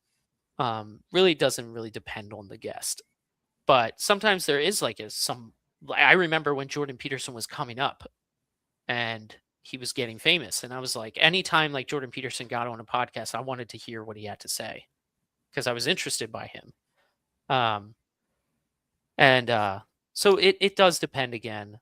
But sometimes the guest can just be somebody, and they're just like the conversation's great. It's super enjoyable to listen to. They do bring up interesting subjects. Trying to think off like the top of my head what would be an example of that, but to Well, back like up for my example, argument. I don't usually click on every Ascension Presents video, but when I saw that Father Mike Schmitz and Jonathan Rumi, oh my goodness, I'm tired, Yeah. had a 45-minute discussion, and the clips that came out of it were like super viral about how Jonathan Rumi got denied communion when he was kneeling. Yes, dude. I was hooked immediately. That was the fastest click, start, play when my kids were already in bed. My wife and I are sitting in the living room. That's happened in Mhm. a long time. And Yeah. neither one of us walked away till it was done. It Wow. was a good 45 minutes of Father Mike Schmitz and Jonathan Rumi discussing both their impacts on the Catholic world. Because, I mean, really, who's got bigger impacts than those two besides maybe Mel Gibson right now? Right.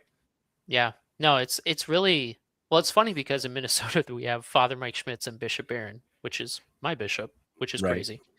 Um, it's very weird how that happened, but we just have like the He's a bishop I would love to have personally.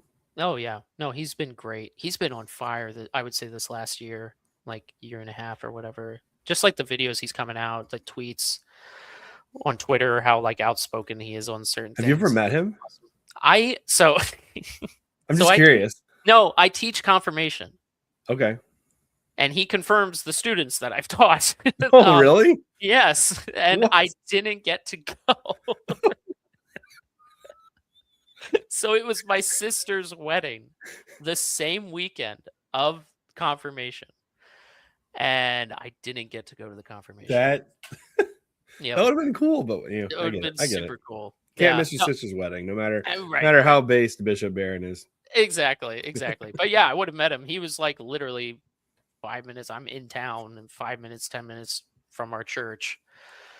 His interview series, they're awesome.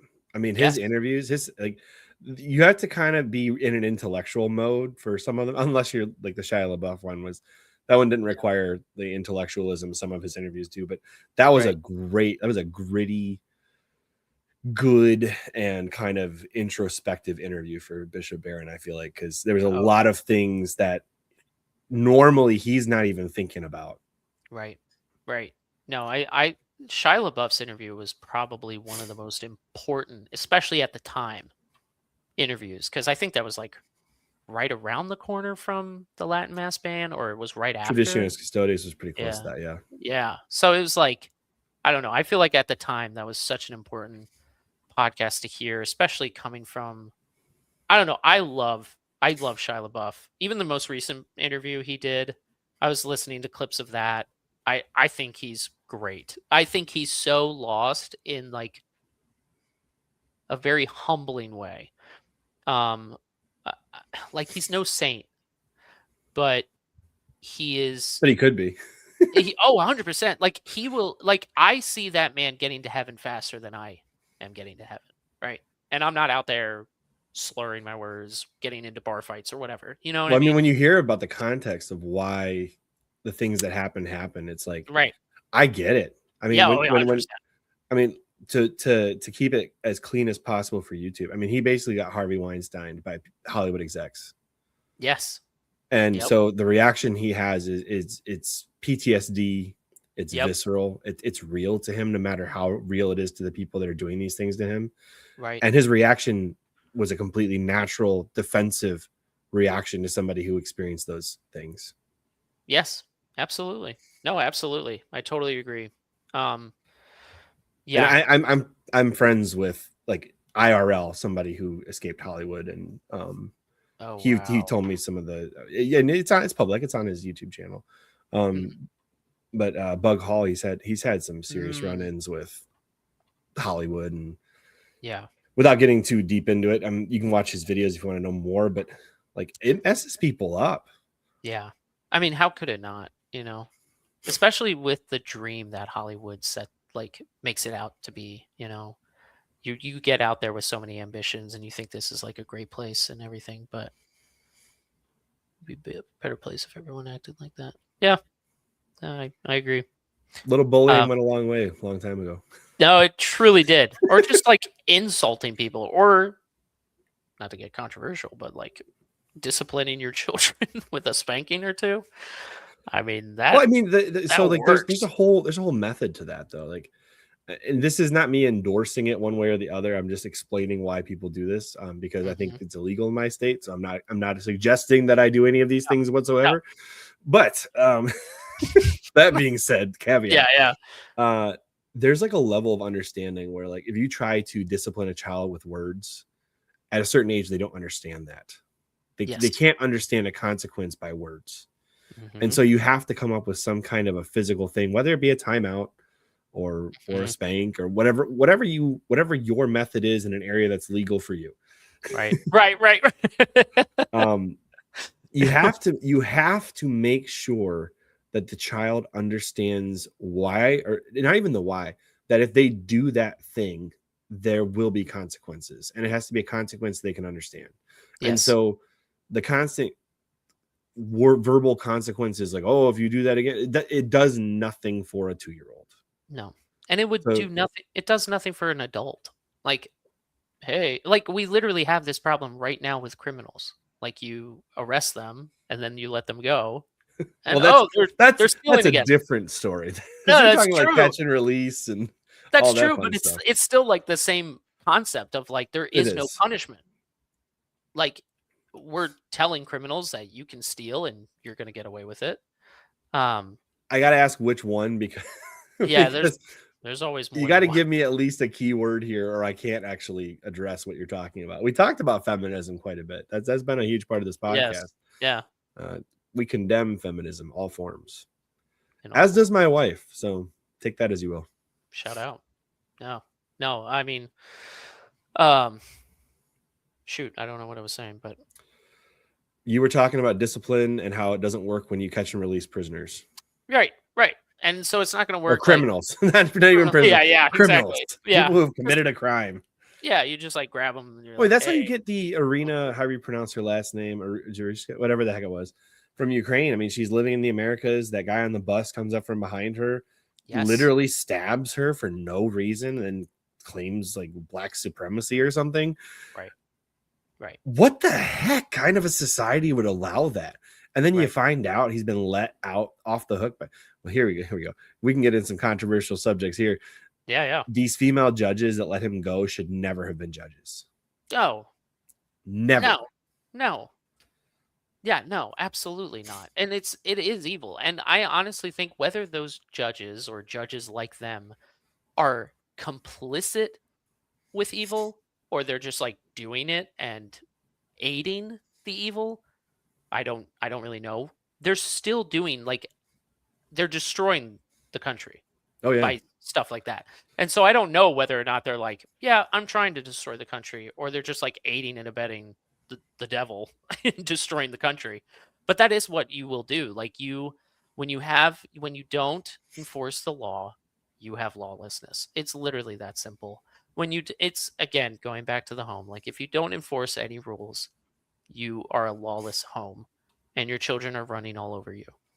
You know, like the whole soft parenting or whatever thing, like that's garbage. Like you're just gonna have kids who are just Gentle parenting. gentle parenting. Thank you. Soft parenting sounds like I don't know what that means.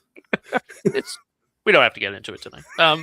But like, now I'm picturing like a dad that's like 500 pounds. He's soft, you know. Yeah. He's pretty. He's like a teddy bear. Yeah. He doesn't get mad ever. No, he gets red in the face and drinks too much. No. Yeah. It's not good parenting. No, it's soft parenting. Yeah. But yeah, no, I mean you have to lay down the law, and there has to be consequences. Everybody learns pain is like the best teacher, right? So like you touch a hot stove and burn your hand, you're gonna be like, I'm not gonna do that again. unless you're a little crazy. Unless you're a little crazy and you're like, that was kind of exciting. That's kind of exciting. But typically for the sane person out there, they're like, hey, don't touch that. That stove's hot. You know, like it's literally that simple. Everybody learns that way. It's the easiest teacher. Telling somebody to not do something and then like being shocked that they do it anyways is like, I don't know what you're expecting. I don't know what you want. But yeah, exactly. Spare the rod, hate the child. Exactly. I think it's probably slightly different than that, but that is exactly what it means. So yes, yeah. Paraphrase is perfect. Yeah. I would be curious if women agree with this. Let's get a poll going. Let me invite a few of my previous guests. Yeah. Discuss this. Look, I think that men naturally are far more likely. We'll say 99% of cases, men should be the judge in especially in a court of law, because we're not subject to the same rhythm of we'll say the female variety. Yeah. Yes. The female genre, as we were discussing earlier. The female genre, hip hop first. No, but now I don't think there should ever be a court where it's all women, and we have that problem a lot. Yeah. If you're going to have a woman on the court, there should be a balance there. But I don't think women would make a judge's period. I just don't. No, I mean I don't think they can. Like in the sense of like. Well, what do I mean by that? I think the feminine nature is not suited for that particular exactly. So it's like it just right. Like why are we doing this to women? Why are we making women judges? Like why are we thrusting that onto women? Even if like a woman were to come up and be like, I really want to be a judge, you'd be like, that's great. I really want to be a millionaire. It's not going to happen. So like it's like, I'm sorry, but that's just how life is. Like you were born a woman. You should do what women do best. And that is motherly things. Like that doesn't mean you have to have kids, but whatever suits that role of motherhood, that is what you should be striving to do, whatever that even looks like. Whether it is like teaching or like with hospital care, something like that, like taking care of people. Like women are so much more people than men are. And a man's not going to see a criminal in the court. He's going to see a case. And like 9 times out of 10. Now, does that mean that every male judge is an excellent judge? No, there's a lot of terrible ones. But the exception doesn't disprove that the rule is good. Exactly. It's like saying like, okay, so two people got divorced, nobody should get married. No. That's not what that means. Exactly. Yep. The exception cannot be the reason why you change the rule. Exactly. And I like Joan of Arc led the French right through a military conquest that brought them back their country. Does that mean I think every woman should go to war? No. Right. No. No, it does not mean that. Yep. You better be literally having visions of the Lord telling you what to do if you're going to start doing stuff like that. Like, it's just like, is that and plus simple. She didn't have children at home. Yep. A woman who who has children at home should not be leading a military conquest. Yeah. Exactly. No, it's again like they burned her at the stake. You really want that, ladies? Yeah, right. Yeah, this is the life we dreamt of. Yeah. I wanted to be burned at the stake, but it literally is just that simple. I mean, Father Gregory Pine has I remember watching a video where someone had asked him about like their situation in life, and he just put it very simply. If you've ever gambled, you're dealt the cards you're dealt with, right? You don't get to exchange a new hand. You got to like make the best of what you have. So it's like, if you're born a woman and you like want masculine roles, I'm sorry, you can't. You were born a woman. Like it's literally that simple. Like the Lord has designed you in a perfect way, and you should be fulfilling that duty as he thought you should. You know, not as you thought you should, but as God made you. And it's the same with a man. Like if you have a man, like I was talking about how at the start of my marriage, I wasn't even working and my wife was like the breadwinner and everything. That's not the deal. Like that's not the ideal. Like when Adam was made in the garden, he was the protector of the garden. It wasn't Eve. And that's before the fall. Like that's not post fall. Like that's literally his job. Exactly. That's his nature, is to protect. So that's a man's nature, is to protect. And any man who's not wanting to do that is not doing their role. Is not doing what God has made them to do. You know. And a man in a marriage or a priest has the same requirement to protect the people he's charged with. Yep. Against all evil. And to a higher degree, a king is charged to protect the people of his country. Exactly. And if you go even further, the Pope is charged to protect Christ's church. Right. Think about the responsibility of these people. Like it's a level of responsibility that I do not have. Right. My responsibility is the small church in my home. Yes, exactly. And it is as the father of the household, it is your responsibility. And it's not something to shy away from, but it's also not something to be given away to your wife or another woman or whatever, you know, like it's your responsibility. It's literally just that simple. And I think people like just try to make it too complicated. It's like, I don't know. I'm very basic. Like, I'm like, Lord, tell me what you want.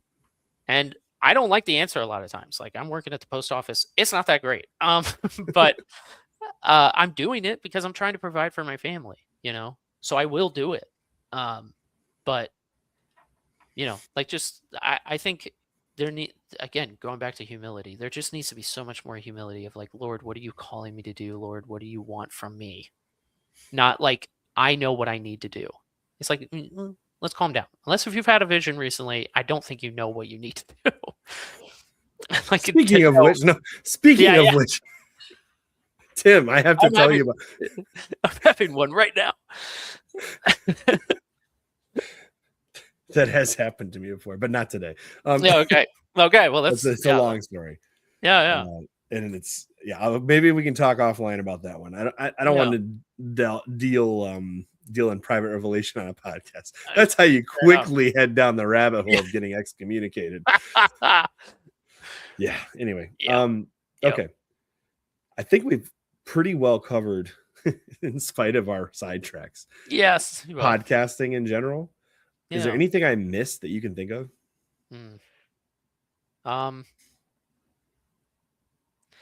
I mean, I would just really like to circle back to the humility thing for a lot of just content creators in general, like even like people who are on Twitter and they're kind of like Twitter famous, but they don't have like a podcast or even. But for podcasters, like I don't know, the infighting's got to stop. It's just so petty and ridiculous. And if somebody's like doing it towards you and you want to like Yeah, defend yourself. Like I find no problem defending your name, defending your honor, all this stuff. But like then it's just like whatever. Again, you kind of not to like make Dr. Taylor Marshall the poster child for this, but I think he handles it the best. I He don't just doesn't address it at all. exactly. Like who cares? He's got eight kids, 9 kids. Like he's got a farm. Like who cares? Like it just move on. Like it's not even important at all. It's fun. The drama is fun, but it's not important. And a lot of times it is between like Catholics who just like disagree. And you have those disagreements for sure. I'm not saying don't, but at the end of the day, like we're just all trying to get to heaven. And um, yeah, I don't know. With podcasting, it's just treat yourself with a little humility and just try to get to heaven, I guess. I don't know. But with podcasts, like, yeah, be yourself. That's first and foremost, like, yeah, just like do what you love doing. That's another thing.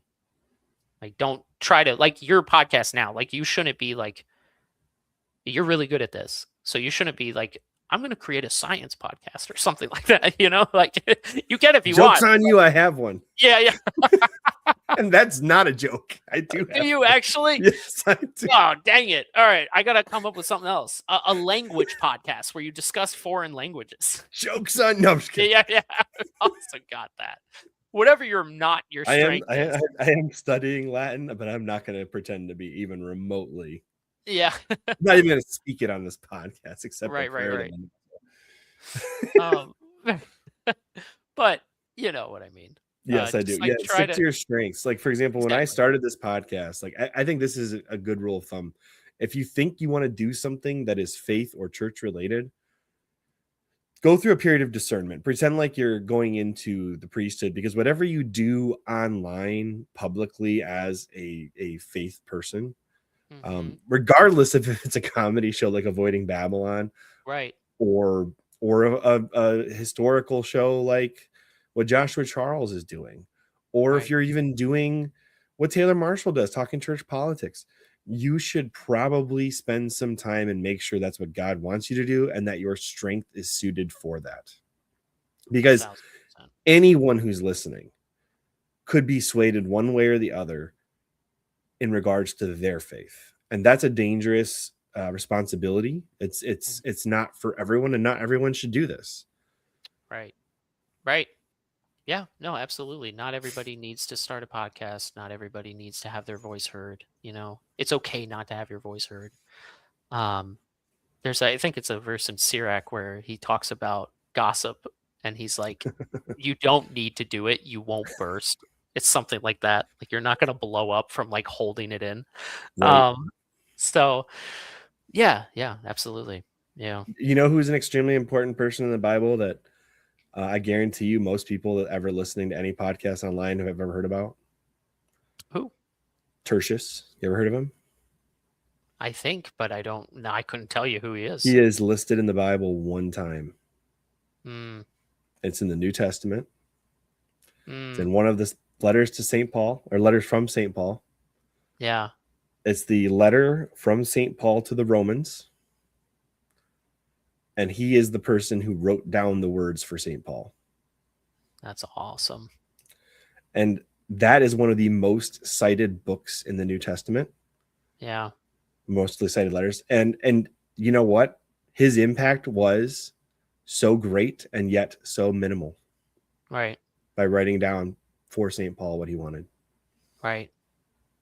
So some of us are just going to be conduits for things that God needs. And that's just the end of it. Absolutely.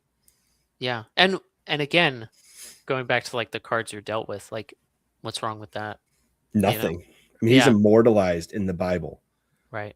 Exactly. One of the small, like, not even, I guess it's not the smallest, but not a very big role. And yet he is forever immortalized in the Bible, provided the Protestants don't start removing more books. Right.